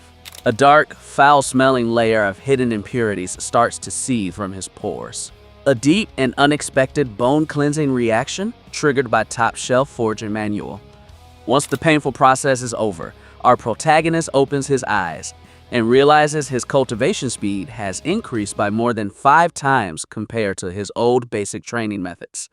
At this rate of progress, he calculates he can easily reach Master Martial Realm in just 3 years. But he still feels the pace is too slow. Xiaoqing's patriarch is definitely onto his return to base. Although our hero's no longer intimidated by a straight-up showdown, he can't brush off the harsh reality that the Cho clan's got deep pockets and enough clout to hire a small army of high-end mercenaries to get the dirty work done. To ride out the impending storm, he needs to get a whole lot tougher and faster. The air in the Cho estate is thick with foreboding.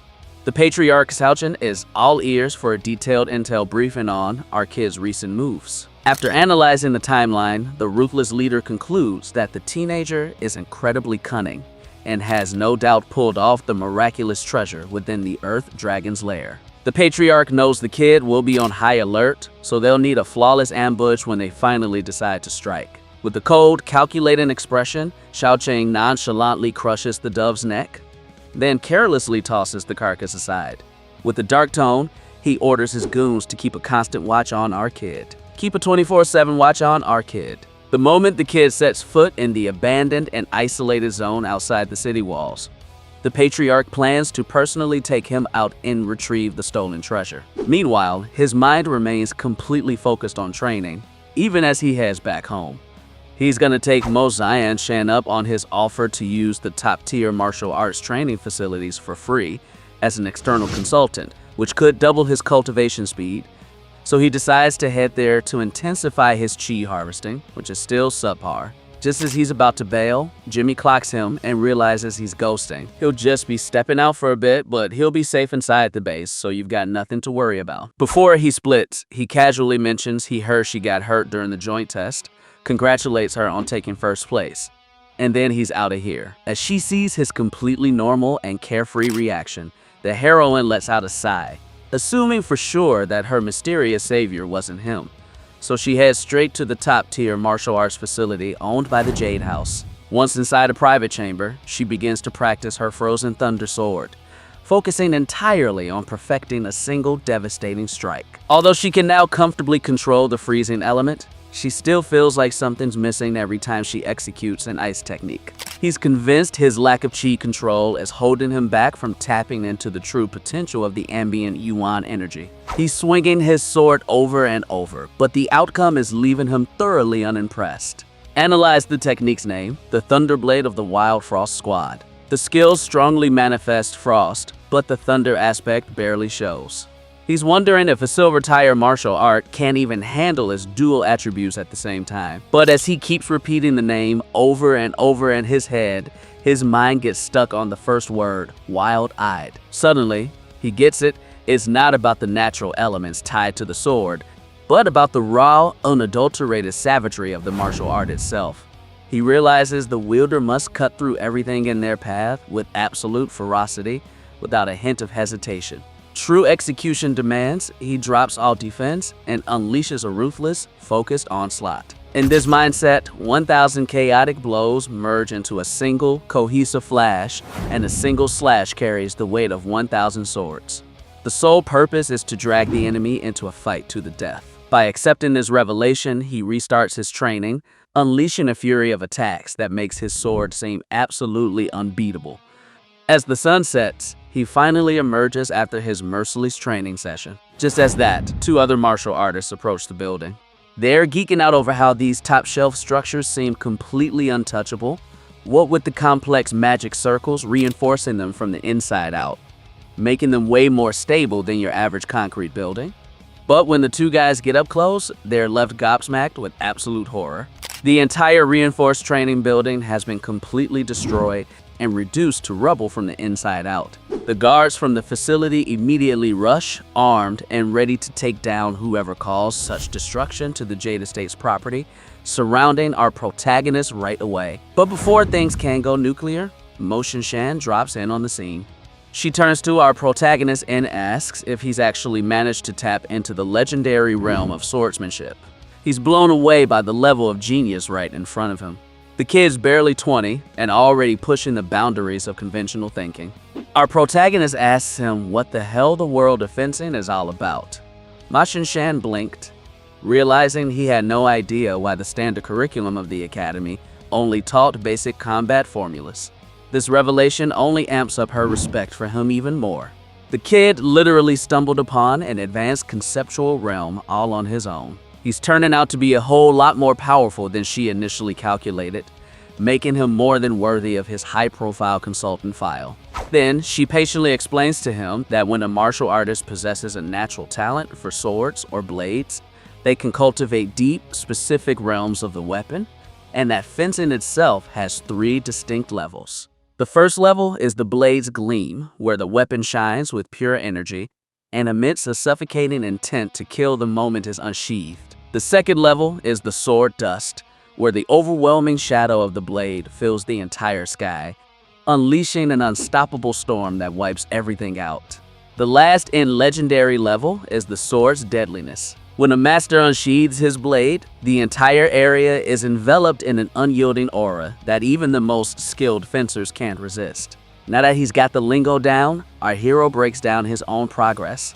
A newly promoted martial artist should barely be scratching the surface of the first level, but having monopolized the advanced Shu Kuang swordsmanship talent, he's made rapid progress in no time. He quickly apologizes to Mo Shan for accidentally trashing his pricey pad. She simply brushes it off, smiling and saying that if one building is the price for him to discover his true potential with the sword, is worth every brick of yuan. She points out that now she needs to solidify this sudden spark of understanding, and that the real fight for life or death will be the quickest way to achieve it. Meanwhile, the guards surrounding them are utterly flabbergasted, completely blown away by seeing their high and mighty director talking so casually and warmly to a teenager, leaving the destroyed facility in the dust. Our kid is walking down the streets, reflecting on Shang Chan's advice. He's wondering if he should head back to the treacherous Dagsu mountain slopes to get some real combat experience. But the next instant, his sharp senses kick in. He picks up on a faint, lingering presence that's watching his every move from the shadows. Instead of freaking out, he activates his advanced stealth technique and completely disappears from view. A fraction of a second later, he materializes directly behind the hidden trackers. Her voice drops to a dark, deadly whisper as she asks them if they're looking for her. Before the explorers can even wrap their heads around what's happening, our hero moves like lightning and takes him down in an instant. He's got one of the guys by the throat, slamming him into a nearby brick wall with brutal force. His grip tightens as he cold-bloodedly demands to know the name of his boss. The terrified explorer gasps for air, desperation etched on his face as he manages to stammer out the name Zhou Chang. He was already expecting the vengeful patriarch to come after him, and he makes his move on the spot. He'll take care of eliminating the threat permanently himself before the clan leader can bring the danger to Shimi. Smirking coldly, Chumo realizes this is the perfect chance for a high-stakes fight he needs to solidify his new level. In the Zhou family estate, 2 guards are casually discussing how Zhou Chang is getting colder and more ruthless by the day since his son's death. Suddenly, one of the guards is taken down by our protagonist so quietly that the other guard has no idea what just hit him.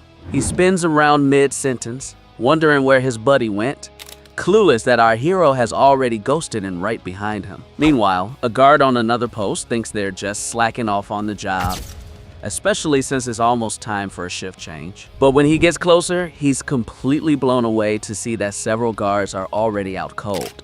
The absolute impossibility of the situation leaves him totally bewildered. The next instant, he senses a nearby presence and spins around aggressively demanding to know who the trespasser is. Inside the main house, Zhou Qing exudes a dark, suffocating aura, completely livid with the explorers assigned to tell Chumo, but they're nowhere to be found.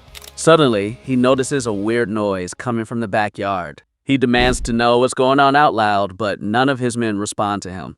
Assuming the guards are just slacking off or arguing, he opens the door to find our guy standing calmly amidst a pile of downed guards. He's completely stumped on how this ghost managed to take down so many of his goons without making a peep, leaving him wondering when in the world Lu Jiang spawned a fighter this terrifying.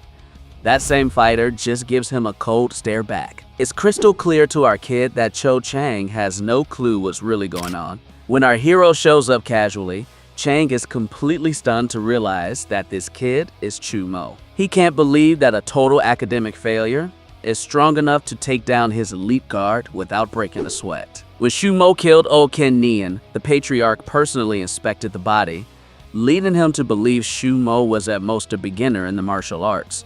So reaching this level of power so quickly doesn't add up. But then a revelation hits the leader. Remember the hidden spiritual essence buried deep within the Earth Dragon's nest? The same treasure he told his son Chi to seek out. He connects the dots and exclaims that legendary essence must be what made Chu Mo go from zero to hero in just a month. Completely enraged because that original miracle treasure was supposed to be his, is how Jin erupts in absolute fury, unleashing a swarm of yuan-made blades that fly straight at our kid, screaming that he's going to slaughter the thief who stole his rightful opportunity.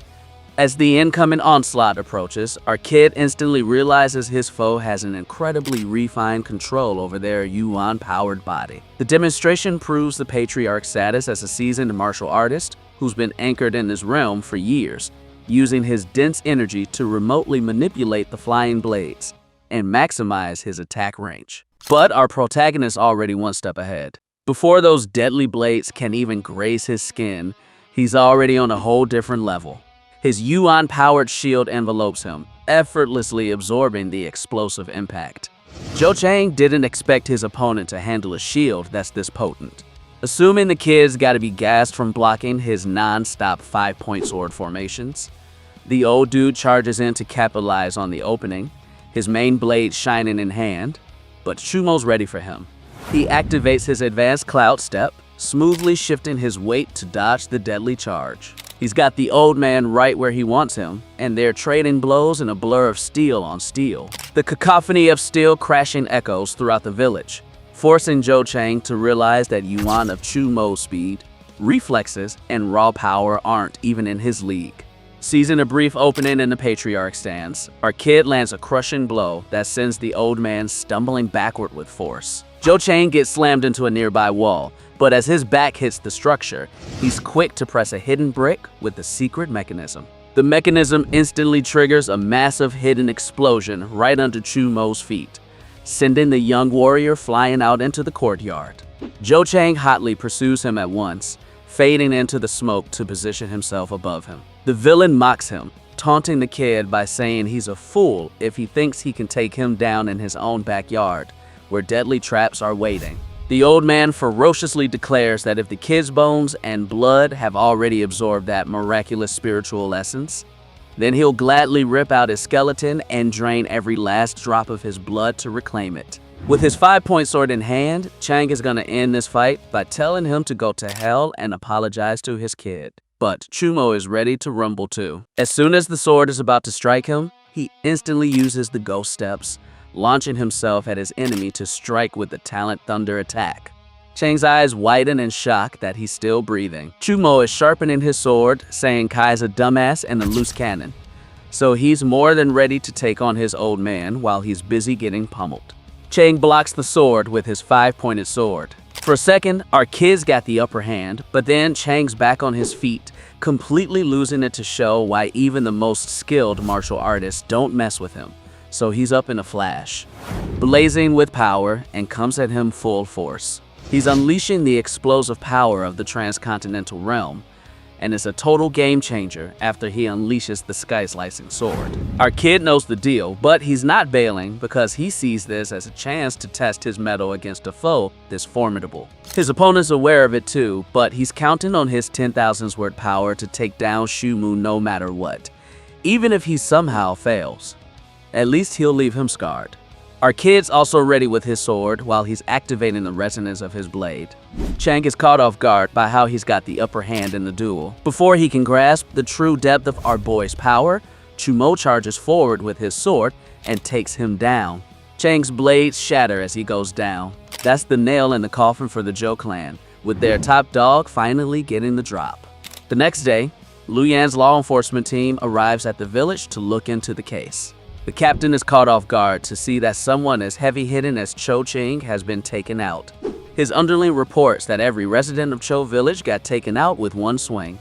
Upon assessing the situation, the captain concludes that the killer is a formidable swordsman they can't match, so he orders them to gather all the intel immediately and report it to their superiors to make a decision. Meanwhile, back at his place, our kid is pretty stoked after tallying up all the loot he got from the Show family. Now, his next move is to focus on his cultivation, as he's pushing hard to level up quickly and reach the Martial Master realm. As he's stashing everything in his bag, he drops the box with the egg. As he opens it, he wonders why the egg hasn't hatched despite being alive, especially since the average egg of a ferocious beast usually cracks open in 3 years.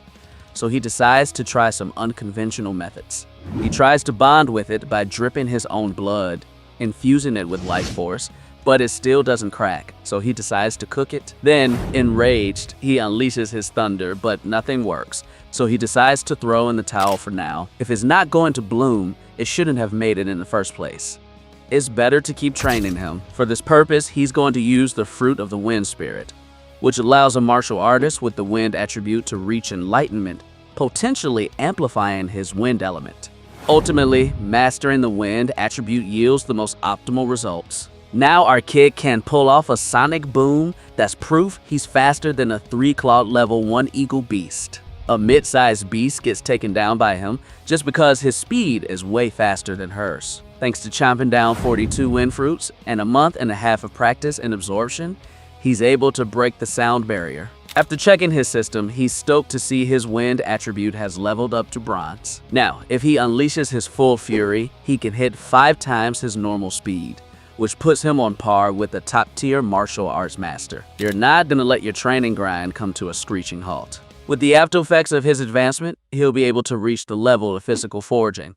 With the burning power, he begins to train again, feeling his blood and chi moving in sync. The next instant, electric power wraps around him. Now, with his 50,000 basic yen, his total power can reach 200,000 yen thanks to the thunder attribute. This means he's in the mid-tier of the martial artist realm. Now that he's got his physical forging down, his next move is to bloodline buff himself up. For a second, think about how, compared to your progress in the forging stage, the mid-stage of ki and blood refinement is taking a whole lot longer. For any regular martial artist, this takes years. That's why he decides to hit up Jay's crib to see if she's got some elixir that can fine-tune his blood and ki. The next day, he heads to Jay's place with that intention in mind. The director catches wind of Jade's intentions. The director immediately realizes her level has skyrocketed. She's thinking about how she's traveled to so many high-level bases and still found very few people who progress that fast. The straight shooter gets to the point, explaining that his training requires a faster process while asking for the elixir. When she hears this, she tells him they have the blood refinement elixir, but they also have a task for him that'll come with some sweet rewards. He's urging her to keep going, assuming the task is connected to his role as consultant. The task is to assume is related to his consultant gig, but what he's really being asked to do is fetch a treasure from Changfen base and bring it back to Liu Yang base, since Changfen is understaffed at the moment. The task is to retrieve and bring back a treasure currently located at Changfen base back to Liu Yang base, as Changfen base is currently understaffed. Given the 1,000-mile distance between the two bases, which cuts through areas infested with ferocious beasts, our kid will be accompanied by seasoned martial arts masters. The lady's also throwing in a fat paycheck. Considering the job's high risk, he'll get 5 portions of the jade liquid from a single horned rhino's horn. If he's willing, he's got to head to the west gate of base Luoyang by 7 a.m. sharp within the next 5 days. Considering the reward, which can boost his blood refinement speed and chi by 10 times, he decides to accept the task. He knows the unicorn rhinoceros is hard to find, so if the Jade House is offering such a reward, the task must be extremely challenging, but he accepts for the reward. 5 days later, he arrives at the exterior of the west gate of Lujiang base and checks in with his team members. Everyone looks tough, and he notices that even the regular members are at an advanced stage of martial arts mastery, while the top ranked among them is at the level of a martial arts master. The director urges him to approach while introducing another character, Shang Shuang, who is a Jade House manager. He's got a half-baked skill with fencing and a tin-plated talent for martial arts. He tries to butter up the director, but she brushes him off and introduces him to Chumo. When he hears our protagonist is a consultant, Shang Xuan tries to downplay his role, whispering that not everyone can be a consultant, like it's some kind of exclusive club. Chumo immediately picks up on his hostility. Just then, they're interrupted by Chen Yuan, the mission leader, an advanced martial arts master, and one of the Alliance's top Jade House traders. He explains the rules to the newcomers. They've got a preset route for their travels, so it's strictly forbidden to leave the group mid-journey or make contact with outsiders at will. If something goes down, they're required to hit him up first. If you're not going to play by the rules, you can leave right now. If they break the rules, they'll face the consequences. As he watches the man, their protagonist concedes that he's a seasoned leader who knows how to keep the crew in line and working together. With the rules in place, the leader asks everyone to step forward and declare their specialty. One by one, they start to step forward. Wong Kai is a low-level martial artist specializing in swords. Hao Nan is a top-tier martial artist specializing in the sword, just like Wong Kai. Shin Yangchen is another top-tier martial artist specializing in daggers, has a weak wind attribute, and can handle assassination and reconnaissance missions. Next, Shang Xuan showcases his own skill. After hearing his stats, everyone's raving about him, saying he's got a bright future ahead. With his ego inflated, Shang Xuan mocks our protagonist, telling him to get in line since he's a middle-tier consultant. When Chu Mo presents himself as a mid-tier martial artist specializing in swordsmanship, they can't believe someone with such a lack of brawn has become a consultant. They instantly see him as a total liability.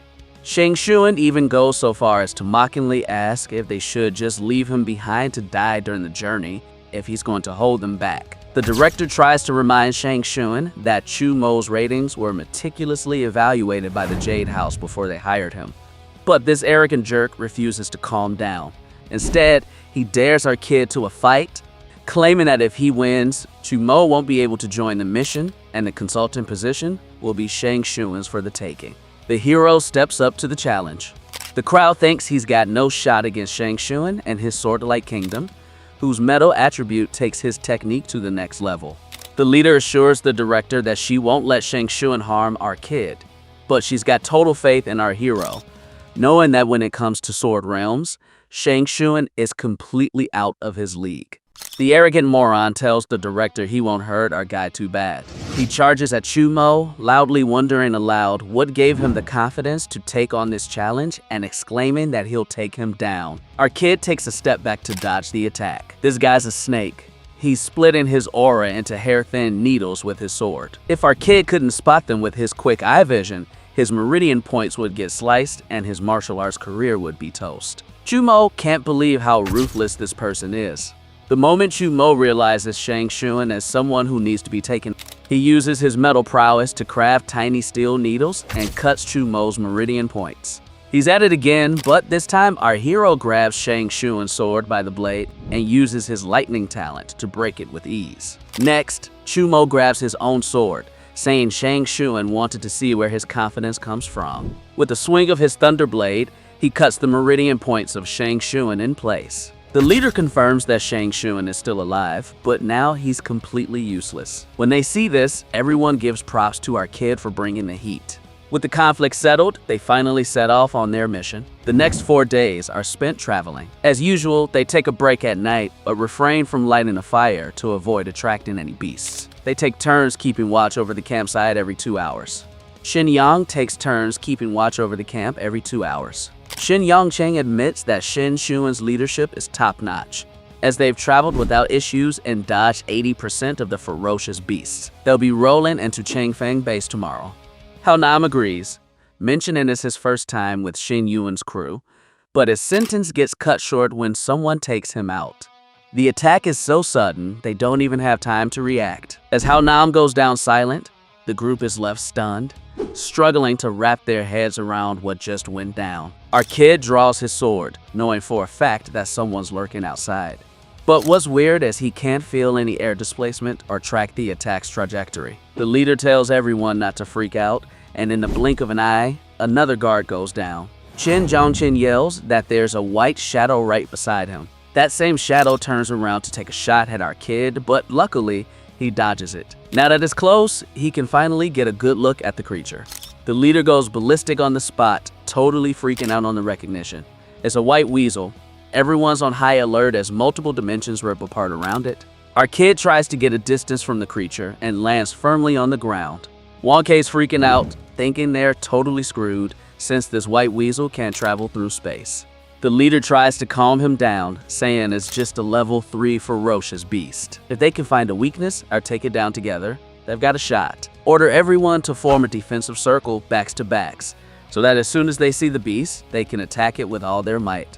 They all comply. Chumo respects Qian Yuan's leadership tactics, acknowledging that this formation gives them 360-degree surveillance, but still has a nagging feeling that they're missing something. Suddenly, a guard spots something, and a split second later, a brutal attack rips through his chest. Everyone's left gobsmacked because they saw Jack squat.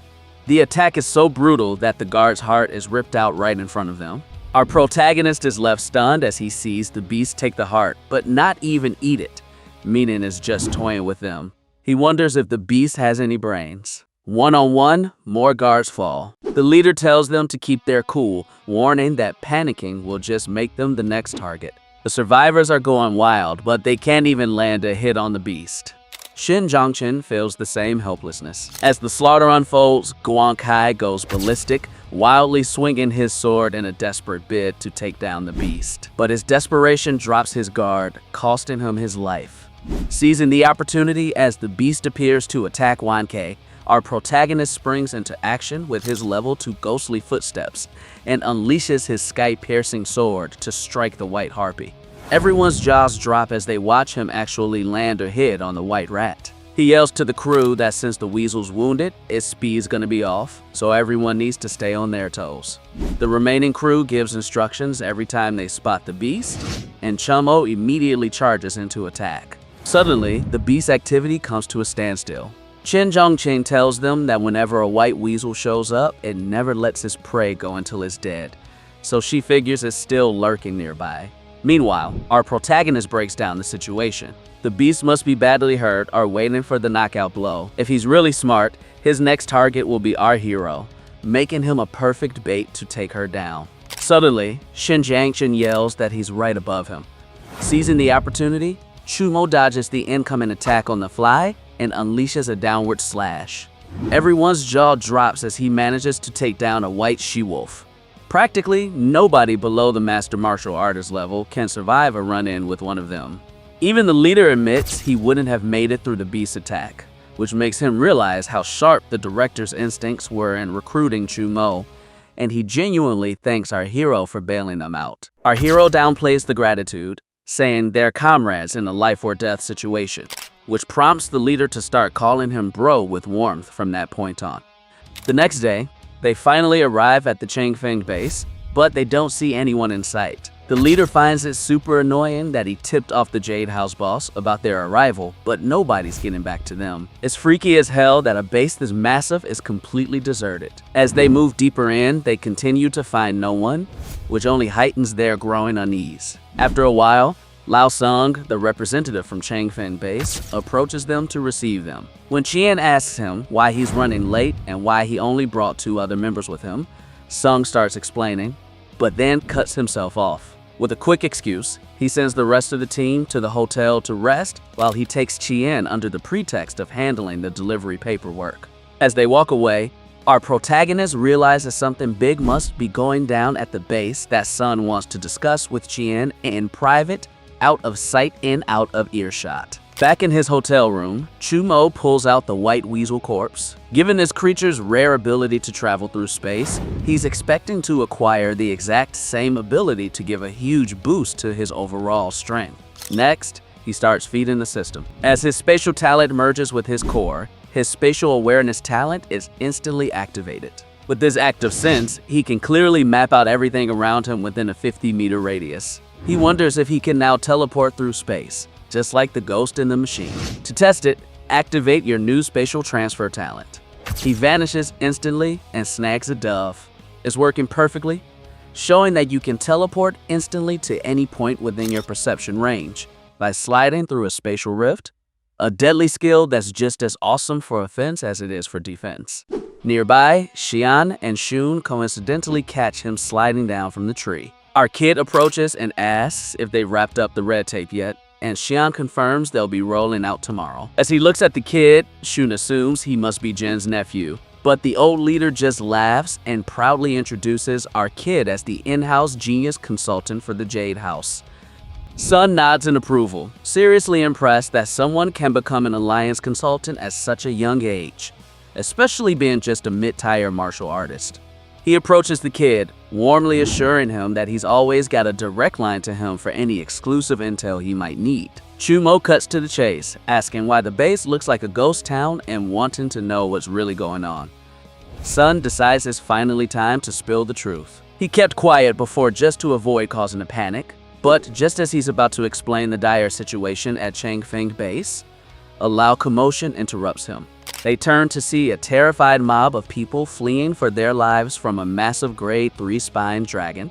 Our kid's jaw drops in utter disbelief. It's supposed to be a heavily guarded base by top-tier martial arts masters, so the fact that a ferocious beast can just barge in shows that the local defenses are completely compromised. The spiky dragon lets out a deafening roar and charges at a defenseless little girl, ready to crush her. Activating his advanced ghost step, our kid launches forward like lightning, striking the beast to save the girl. He tosses the girl to Jin's arms to keep her safe before spinning around and going after the beast. The Sun Z a wild card, freaking out that a mid-tier martial artist like Chu Mo's got zero chance against a spiky dragon, a creature even level 3 warriors can barely scratch. But Qian just smirks, assuring him that our hero is definitely no ordinary mid-tier brawler. Our kid is moving at top speed, using his level to cloud step to dash right through the thick scales of the dragon. The beast thrashes wildly, trying to shake him off, but he manages to grab hold of one of his massive spines to steady himself. He manages to grab onto one of his massive spines to steady his grip from behind. Using the spine as a trampoline, he launches high into the air, flying straight for the beast's face. The spine dragon looks up and sees him, but our hero's already channeling a massive lightning strike into his sword, ready to drive it deep into the monster's cranium. He plunges the sword, channeling his thunder attribute, and the next moment, he yanks it out and slams it down to the ground, letting the beast collapse. Yan Yuan and Sun are incredibly grateful that he saved them all and taken down the spine dragon. But Shumo is dead serious about something. He's asking Sun how a level 3 beast is operating within a 20-mile radius of their base. Sun breaks down the current situation they're dealing with. Lately, the ferocious beasts around his base have gone haywire and started attacking the perimeter. The base sent out several groups of martial artists to investigate, but they never came back. As a result, 5 of the 6 top masters were sent to investigate the situation, leaving only Master C Yuan on base at this time. Thanks to this, your martial arts crew has been cut in half. Qian Yuan's expecting a swift resolution and is willing to throw in his team's resources if needed. Meanwhile, our protagonist breaks it down and realizes there's more to it than meets the eye. If 5 top masters went to investigate, it's extremely unusual, since normally at least 3 are required to stay at the base. Also, the test between the 2 cities went down a month ago. What was the need to send your people out for a test when you're already struggling with a severe manpower shortage? At that moment, some guards show up ready to take down the spiky dragon, but they breathe a sigh of relief when they see it's already been taken down. They assume Sun handled it, but Sun clears it up and introduces our hero as the real culprit. As the guards thank him, Sun gets a call from his superiors. As soon as he hangs up, Sun briefs Chumo and Chen Yuan that the guard captain has invited the 3 of them to the center. The guard leads them to the base's central hub, since the top-ranking officer, who's also the head of security, can't leave the command center.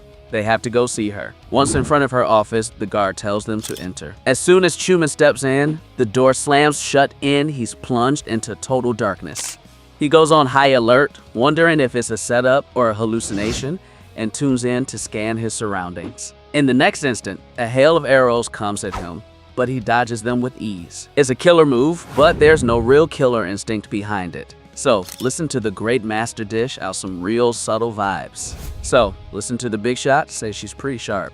As she comes into view, she uses her spatial skills to instantly close in on her. When she attacks, he just gets up and leaves her hanging. The woman's nowhere to be found. Suddenly, the lights come on and he hears the sound of applause. The big boss is giving him props, revealing she was just testing him. But our kid demands to know what this test is all about. Just then, the door bursts open as both Qian Yuan and Sun rush in. Qian Guang was pretty worried about him when the door slammed shut right after Chumo walked in. The Great Master apologizes for scaring them and then explains the reason behind the test. I needed to assess our kid's skills. In reality, they found out that the wild animals' erratic movements are being triggered by humans. The culprit's Yuan power contains a specific beast energy that's more likely to be detected during a sudden attack, and she had to make sure she could trust Chumo. Now that the test is over, you can fully trust Chumo, especially since he's the reason why so many people at the base were saved. That's why she offers him a spot on the Changfen base guard's elite squad. Chumo explains they need to get back to their own base this afternoon. Chung Yuan interrupts, explaining that their secret stash needs to get back to base Luyang today, or it'll be useless. If it weren't for that, they'd be stoked to stick around and lend a hand. Once she grasps the treasure needs to be handed over to a mole and acknowledges the severity of the situation, the big boss decides to cut them loose. But she's got a plan B. She invites our protagonist to become an external defense expert. That way, he doesn't have to stick around the base and only needs to drop in for life or death situations. In return, he'll receive a yearly stipend of 500,000 yuan. Our protagonist tells them with a smile that even without the job, he's down to lend a hand at any time, since the two bases have a friendly rapport. After all, if Changfen base falls, it'll put Luoyang base in danger too. With all settled, Luoyang's crew is hitting the road right on schedule. As she sees them off, the Grandmaster gives props to the Jade House merchants for hooking up a talented kid like him. The son agrees, pointing out that they always keep a close eye on building strong ties with all parties. It's a key part of doing business. Then her expression turns serious as they prepare to get down to real business. After their long haul, the team finally rolls into the west face of base Luoyang, where Mo Shan Shang is already waiting for them. Qian takes a step forward and hands over the secure treasure. As she takes the object, she informs the group that their official rewards will be processed through Qian, who will deliver them later. For now, she grants them top-notch healing drafts and free access to the Alliance's medical center so they can rest. The team is incredibly stoked on her generosity, and they're all hyped to get a shout-out from her for their next stop. As the group is about to roll out, Mo Shan Shan holds up Chumo and gestures for him to come over to her. Later, in the quiet comfort of her car, she congratulates him on taking down the slippery creature, the white weasel, noting that this feat proves he's a lot tougher than she initially thought. Our guy tries to downplay the praise, but she steers the conversation towards a serious matter directly related to the treasure he just escorted. She reveals that the object is actually the key to a highly coveted secret kingdom, the fabled Golden Chalice of Guangua. Meanwhile, the same treasure is the focal point of a heated debate at the Changfen base, where Lao Sung is being grilled by a sharp-eyed grandmaster.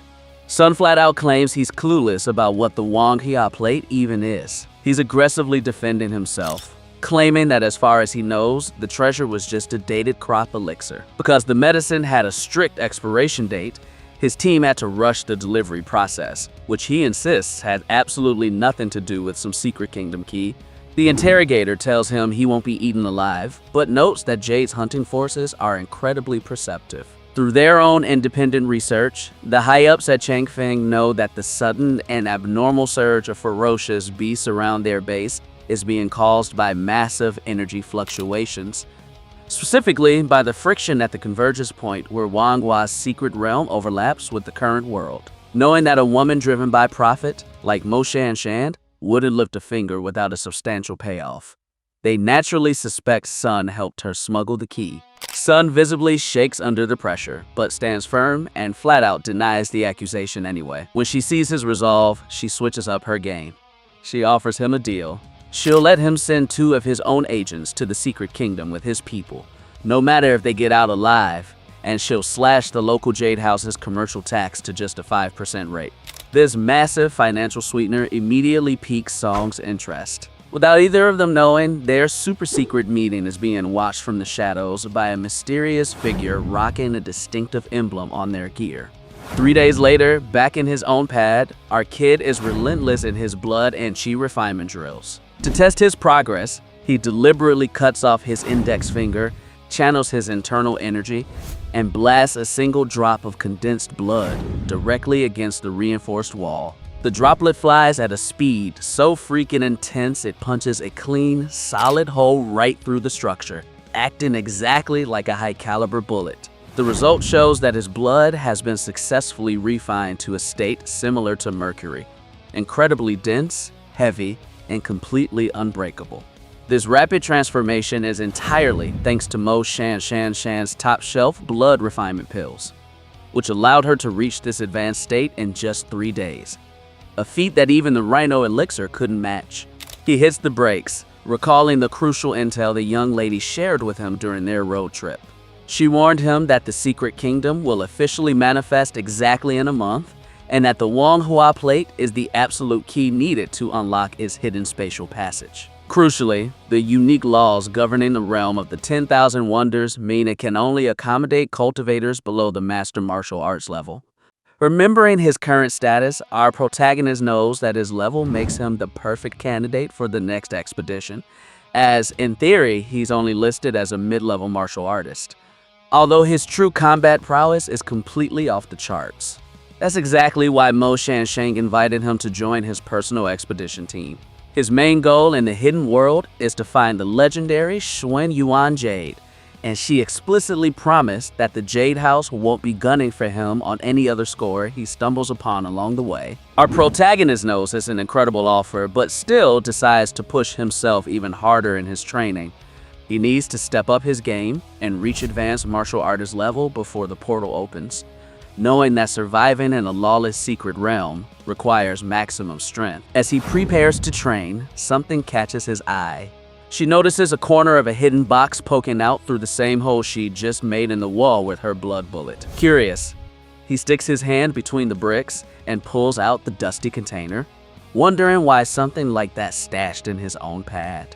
He opens the latch and finds a stack of old, faded letters, some books, and assorted family mementos.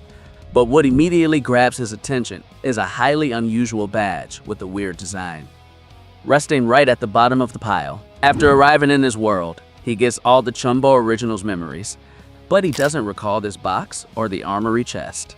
He also finds a journal. As she opens it, she discovers it's written by the original Chum Mo's mom, who's stuck in some fundamental martial arts realm without a clear reason. And in the journal, there's someone she calls him, who warns her about a more powerful beast, making her think everyone's gonna die. She's expressing her frustration about being stuck at a fundamental level in the martial arts realm without any apparent reason. In the journal, there's someone she refers to as him.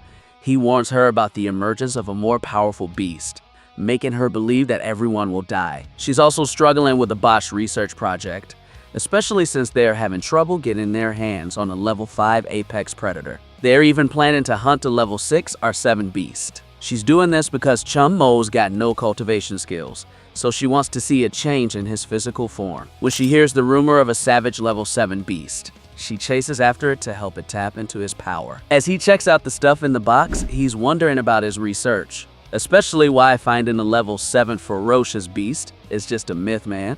He checks out a dagger. It's so lightweight and icy, which proves it's no ordinary blade, so he decides to let the appraiser take a gander at it next time he swings by Jay's crib. 10 days later, Mo Shan and the others are waiting for our kid at the mission starting point. The 2 top-notch masters from the Changfeng base are also there. The girl is Susanna and the kid is Liayu. The girl is curious to see the kid's power, who's got major respect from his captain and Lady Mo alike. Meanwhile, the kid thinks Chumo is definitely packing some serious mojo. So, our guy shows up, and everyone can feel the unmistakable, heavy-hitting aura that's radiating from him. Both top-notch masters can see that he's not someone to be underestimated. Even when he approaches Ma Xianxiang, she immediately comments that he's leveled up again. Without wasting any time, he shows her the dagger he wants her to assess for him. She immediately tells him that this dagger is made by fusing the bones of 2 level 4 beasts, the ice crystal bird, and is extremely lightweight. This stealthy weapon is often used as a secret tool due to its lightweight, as it makes no noise and has a hidden effect. Upon laying eyes on the weapon, the Grandmaster feels a strong urge to put Chumo's skills to the test. However, her partner reminds her not to put the cart before the oxen, since their goal is to get the maximum amount of treasure from the Secret Kingdom. At that moment, our hero senses a power surge as the entrance is about to drop. Mao Shan announces it's time to roll into the kingdom. She reminds everyone that the secret realm can cause random teleportations and that each one's position will be different at first. So, she'll send a signal from her position to have everyone head towards her. She opens the box and the key floats in the air to unlock the entrance. They sprint towards her immediately. In reality, the secret realms are small, interconnected worlds hidden from the blue star planet, and occasionally visible since the great change in the sky and earth. Some of these secret realms are rich in resources, with mountains, water, life, and even fierce beasts alongside a variety of celestial treasures, while others are extremely arid and have not a single blade of grass. The Guanghua case is a kingdom rich in resources, confirmed by the martial artist. As soon as he enters the realm, his head is pounding due to the wonky teleportation. So, he decides to scope out his surroundings using his spatial awareness. At that moment, he doesn't spot any immediate danger nearby. However, her spatial awareness tells her there's a 500-year-old rainbow orchid and a 300-year-old herb. Moreover, there are many precious spiritual herbs within a 50-meter radius, and the concentration of vitality and energy here is extraordinary.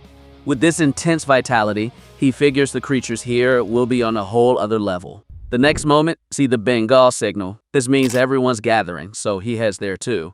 Meanwhile, the others are surrounded by a swarm of vicious beasts. Mao Xianxiang and his team are fighting them off, and she warns them to stay on high alert. Although they're only level 2 beasts, they outnumber them. Everyone's fighting against them. One of the guards is bitten by one of the beasts, while the others try to defend themselves. But there are too many, and they're getting overwhelmed. Mao Xianxiang tells them to have patience, since once they all gather, they'll be saved. Suddenly, one of the beasts is about to take her down from behind, but she's saved by our hero. She warns him that the beasts outnumber him. He assures her that no matter how many there are, they're still just level 2 creatures she can handle with ease. He raises his sword, and using his power, a red glow bursts from his blade, taking out the beasts. Meanwhile, in another spot, a fierce and powerful beast perches atop a peak, eyeing the lower level creatures on the ground.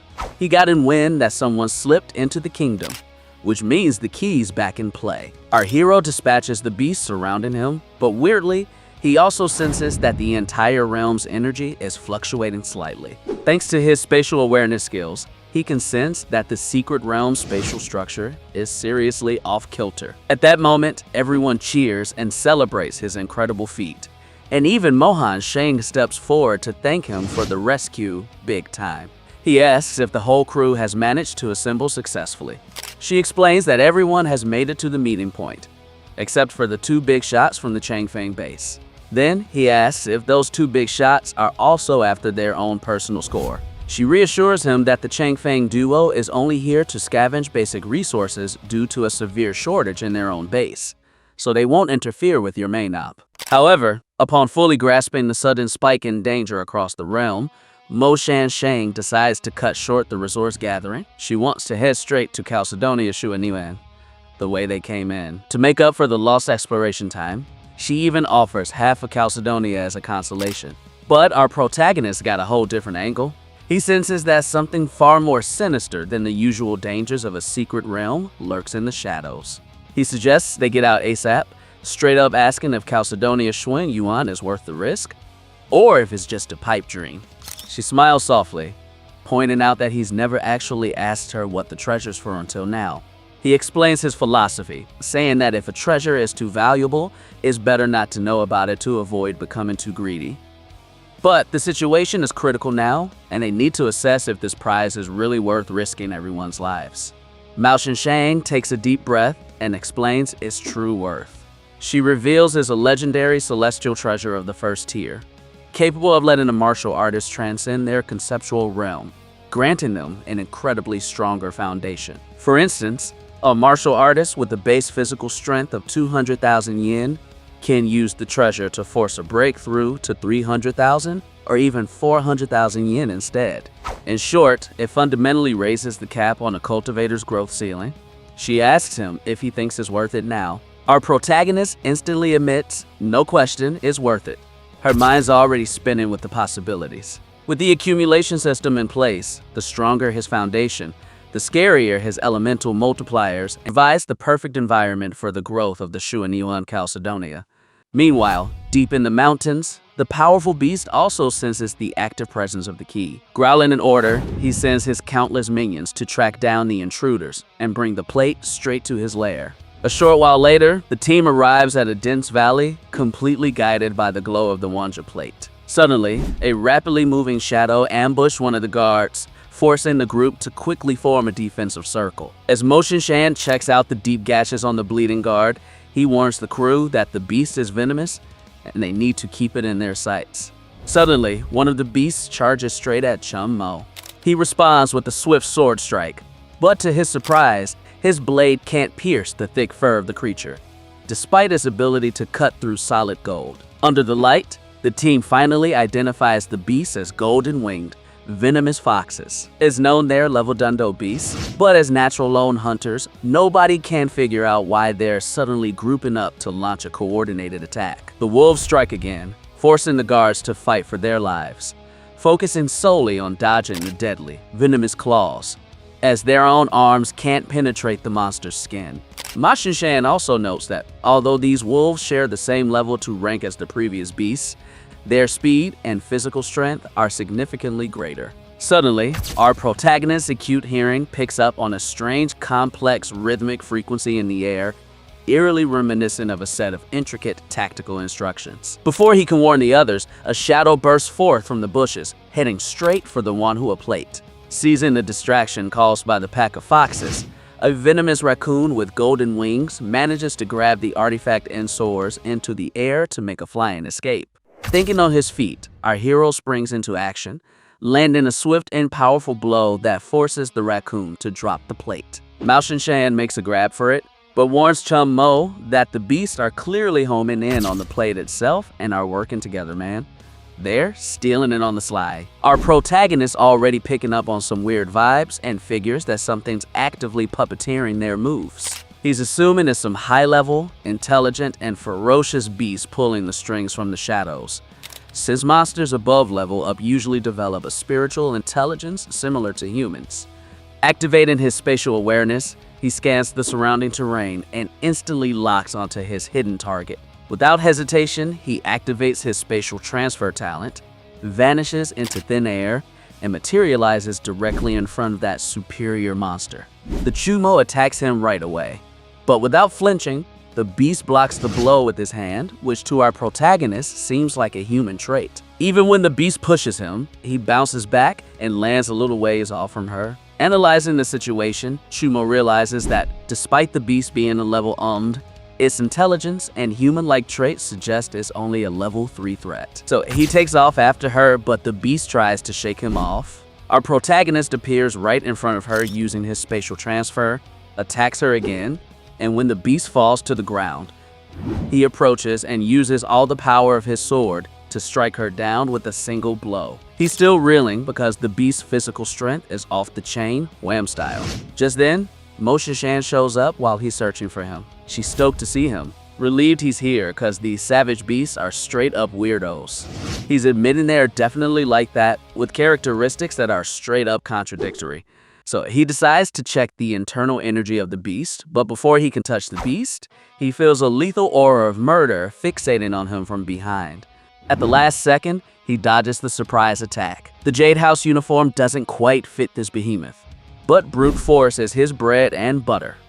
and he's on the cusp of breaking through to become a true martial arts master. They exchange blows for a while, and our protagonist realizes this person is desperately searching for the beast's carcass, which means there's a deep secret hidden inside them. The enemy comes at him again, but our hero parries the blow dead in his tracks with his own sword. Let them escape, confirming that these people are definitely imposters. However, two more intruders suddenly burst into the clearing to rescue their comrade, unleashing a hail of arrows to force our hero to fall back. Grabbing his wounded comrade, the enemy makes a hasty exit. Looking at the spot where they vanished, Mao Shinshan figures they must have used a high-grade space object to beam themselves instantly to another location. Staring down at the beast's corpse, Chumo's wondering why a high-level crew would go to such lengths for a dead monster, and he's more convinced than ever that there's a major secret at play. Meanwhile, in another part of the realm, both senior masters from the Changfen base are busy gathering spiritual herbs and rare resources. Susanna mentions as freaky as hell they haven't run into many savage beasts on their way. Her companion, Liu, simply thinks it's a blessing in disguise, since it means they can complete their mission of gathering resources without a fight. But then, Susanna senses a deadly presence closing in on them. She swiftly drags her comrade to hide behind the thick bushes. From their hiding spot, they see a group of people dressed in Jade House uniforms. The hidden figures are whispering to each other, griping that they didn't expect Mo Shinshan and our guy to be ridiculously tough. They're griping about not securing the beast's body and getting perilously close to blowing their whole cover. At that moment, the group's leader rips off his mask, and Susanna's eyes go wide with absolute shock. She instantly recognizes him. The man is none other than Nayu, the elite bodyguard of the Great Master Jaehua. In theory, the Grand Master Jaehua's team should be Loki, Caliban with their sensei, to get to the bottom of the weird structural movements in the kingdom. Meanwhile, the imposters in disguise continue to discuss their true plan. It turns out they're basically there to spy on Mo Shinshan and figure out exactly what kind of prize he's after, assuming it's gotta be something ridiculously valuable.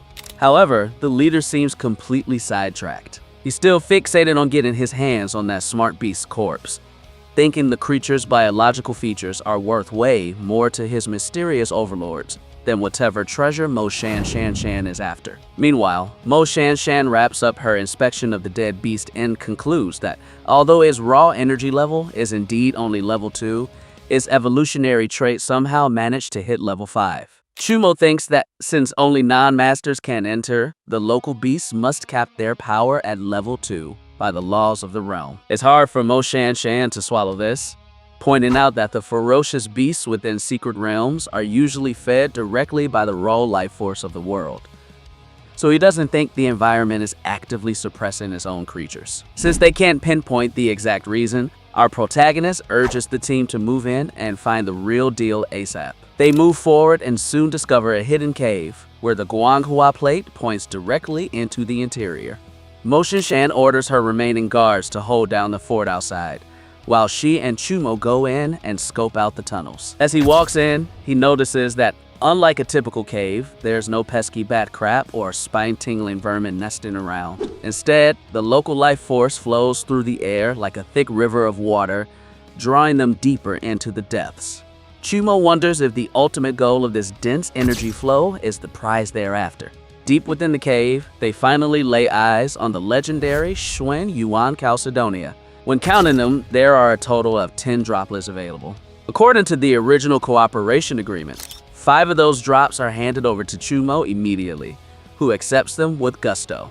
These miraculous substances are more than enough to elevate the brutish physical strength of your body to at least an astonishing 100,000 yen. However, our protagonist points out that the dense, swirling energy in this cave is actually not gathering around the Chalcedonia Shuaniwan. Mo Shinshan is completely flabbergasted upon hearing this. As far as we know, the Chalcedonia should have grown right at the heart of the terrestrial veins, where the world's vital energy naturally accumulates. Baffled by his observation, she focuses and expands her senses. After analyzing the central energy, she admits he's right on the money. Only a tiny fraction of the energy surrounds the Chalcedonia, while the vast majority flows beyond it towards some hidden point deep within the rock. Chimo raises his hand and touches the wall exactly where the energy is concentrating. Just like the legendary 10,000-year-old spiritual essence he found before, This place is heavily locked down by a powerful natural blockade. Mo Shinshan agrees they need to carve a path and find out what's up, knowing that a major score must be hidden inside. Working together, they plow straight through the barrier. As soon as they cross the threshold, a crushing, suffocating pressure comes crashing down on them, threatening to knock the wind out of them. Resisting a force akin to gravity, they gaze upwards and see a small, violent tornado spinning directly around a shiny rock, the origin stone of the threshold. This stone is a legendary spiritual treasure that contains the raw and unadulterated laws of the secret realm, allowing the human body to perfectly grasp and dominate spatial changes. Due to his nature, the stone is actively vibing with Chu Mo's hidden spatial mojo. Struggling against the pressure, Mo Shinshan turns to him and asks exactly what level his spatial affinity is at. When he confirms his spatial talent is comfortably at level 2, her jaw drops. Spatial talent is widely regarded as the rarest and highest tier affinity in the world, and possessing it gives our hero a lethal double skill synergy, conversion, and spatial perception. Mo Shinshan is totally stoked to have him on board as a consultant, realizing his true potential is off the charts. She points towards the raging vortex, explaining that the protective hurricane gets exponentially stronger the closer you get to the center. There's no physical way to get the prize unless Chu Mo uses his spatial manipulation to completely dodge the wind.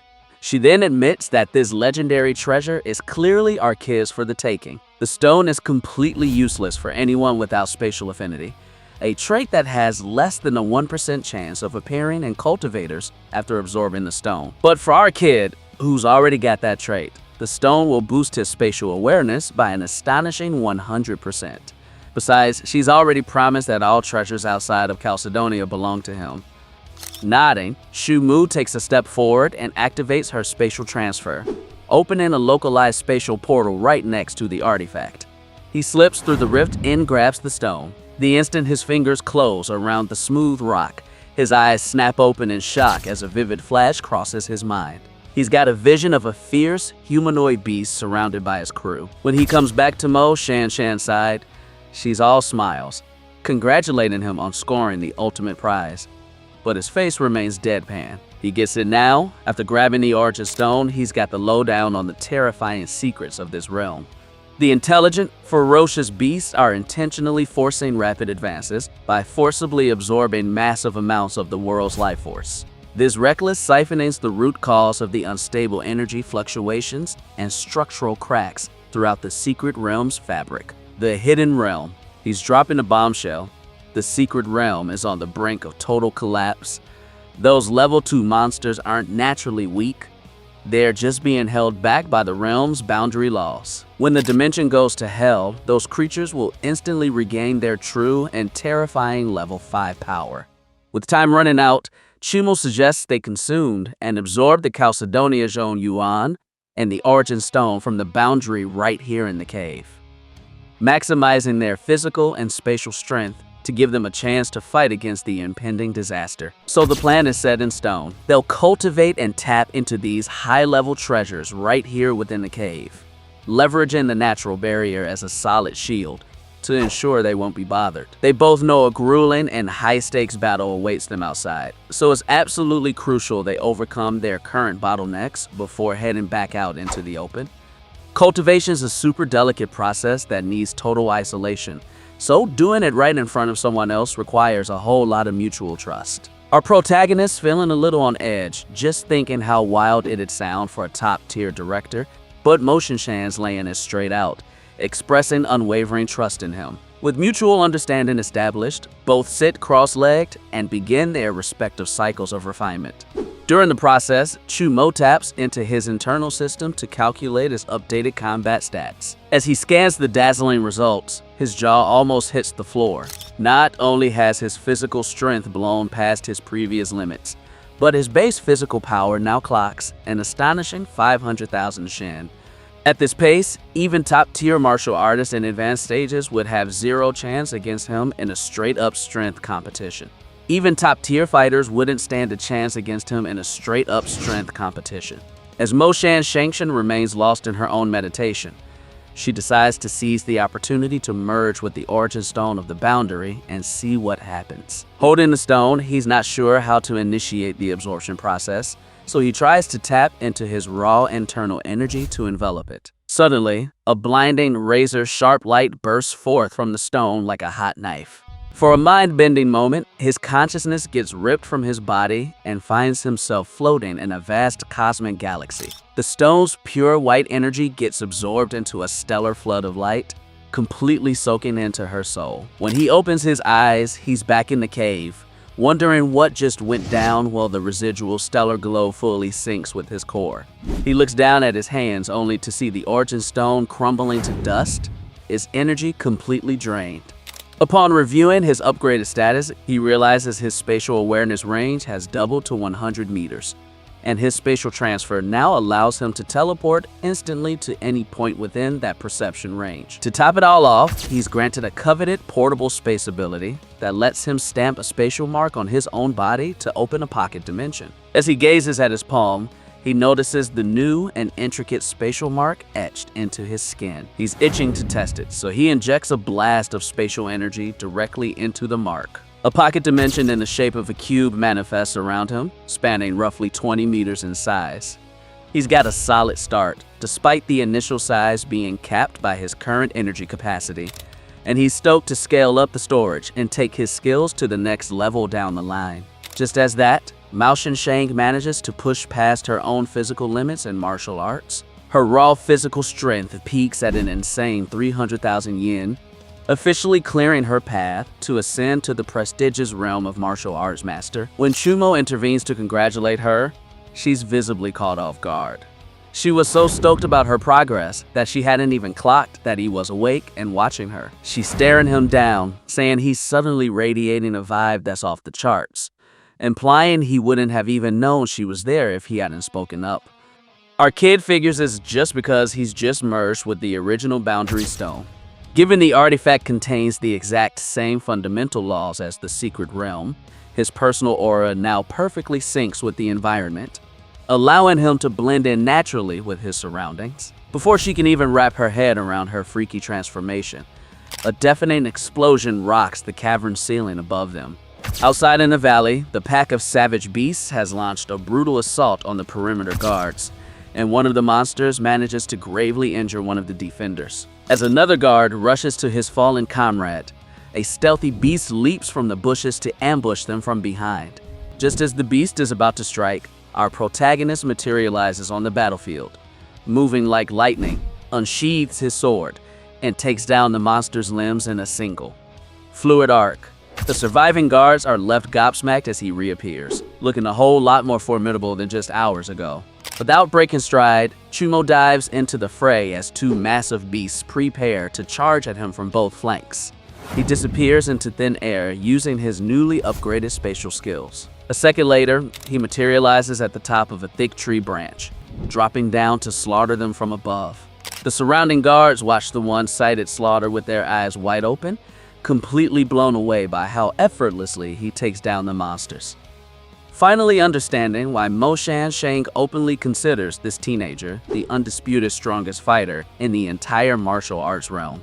Even Mo Shan herself has left stunned, realizing that with each fight, the kid somehow manages to come back significantly stronger than before. Suddenly, a new beast steps into the clearing. This creature has way more defined and superior human physical characteristics compared to the mindless minions. He demands they hand over the Wangwa plate key, claiming his king wants it ASAP.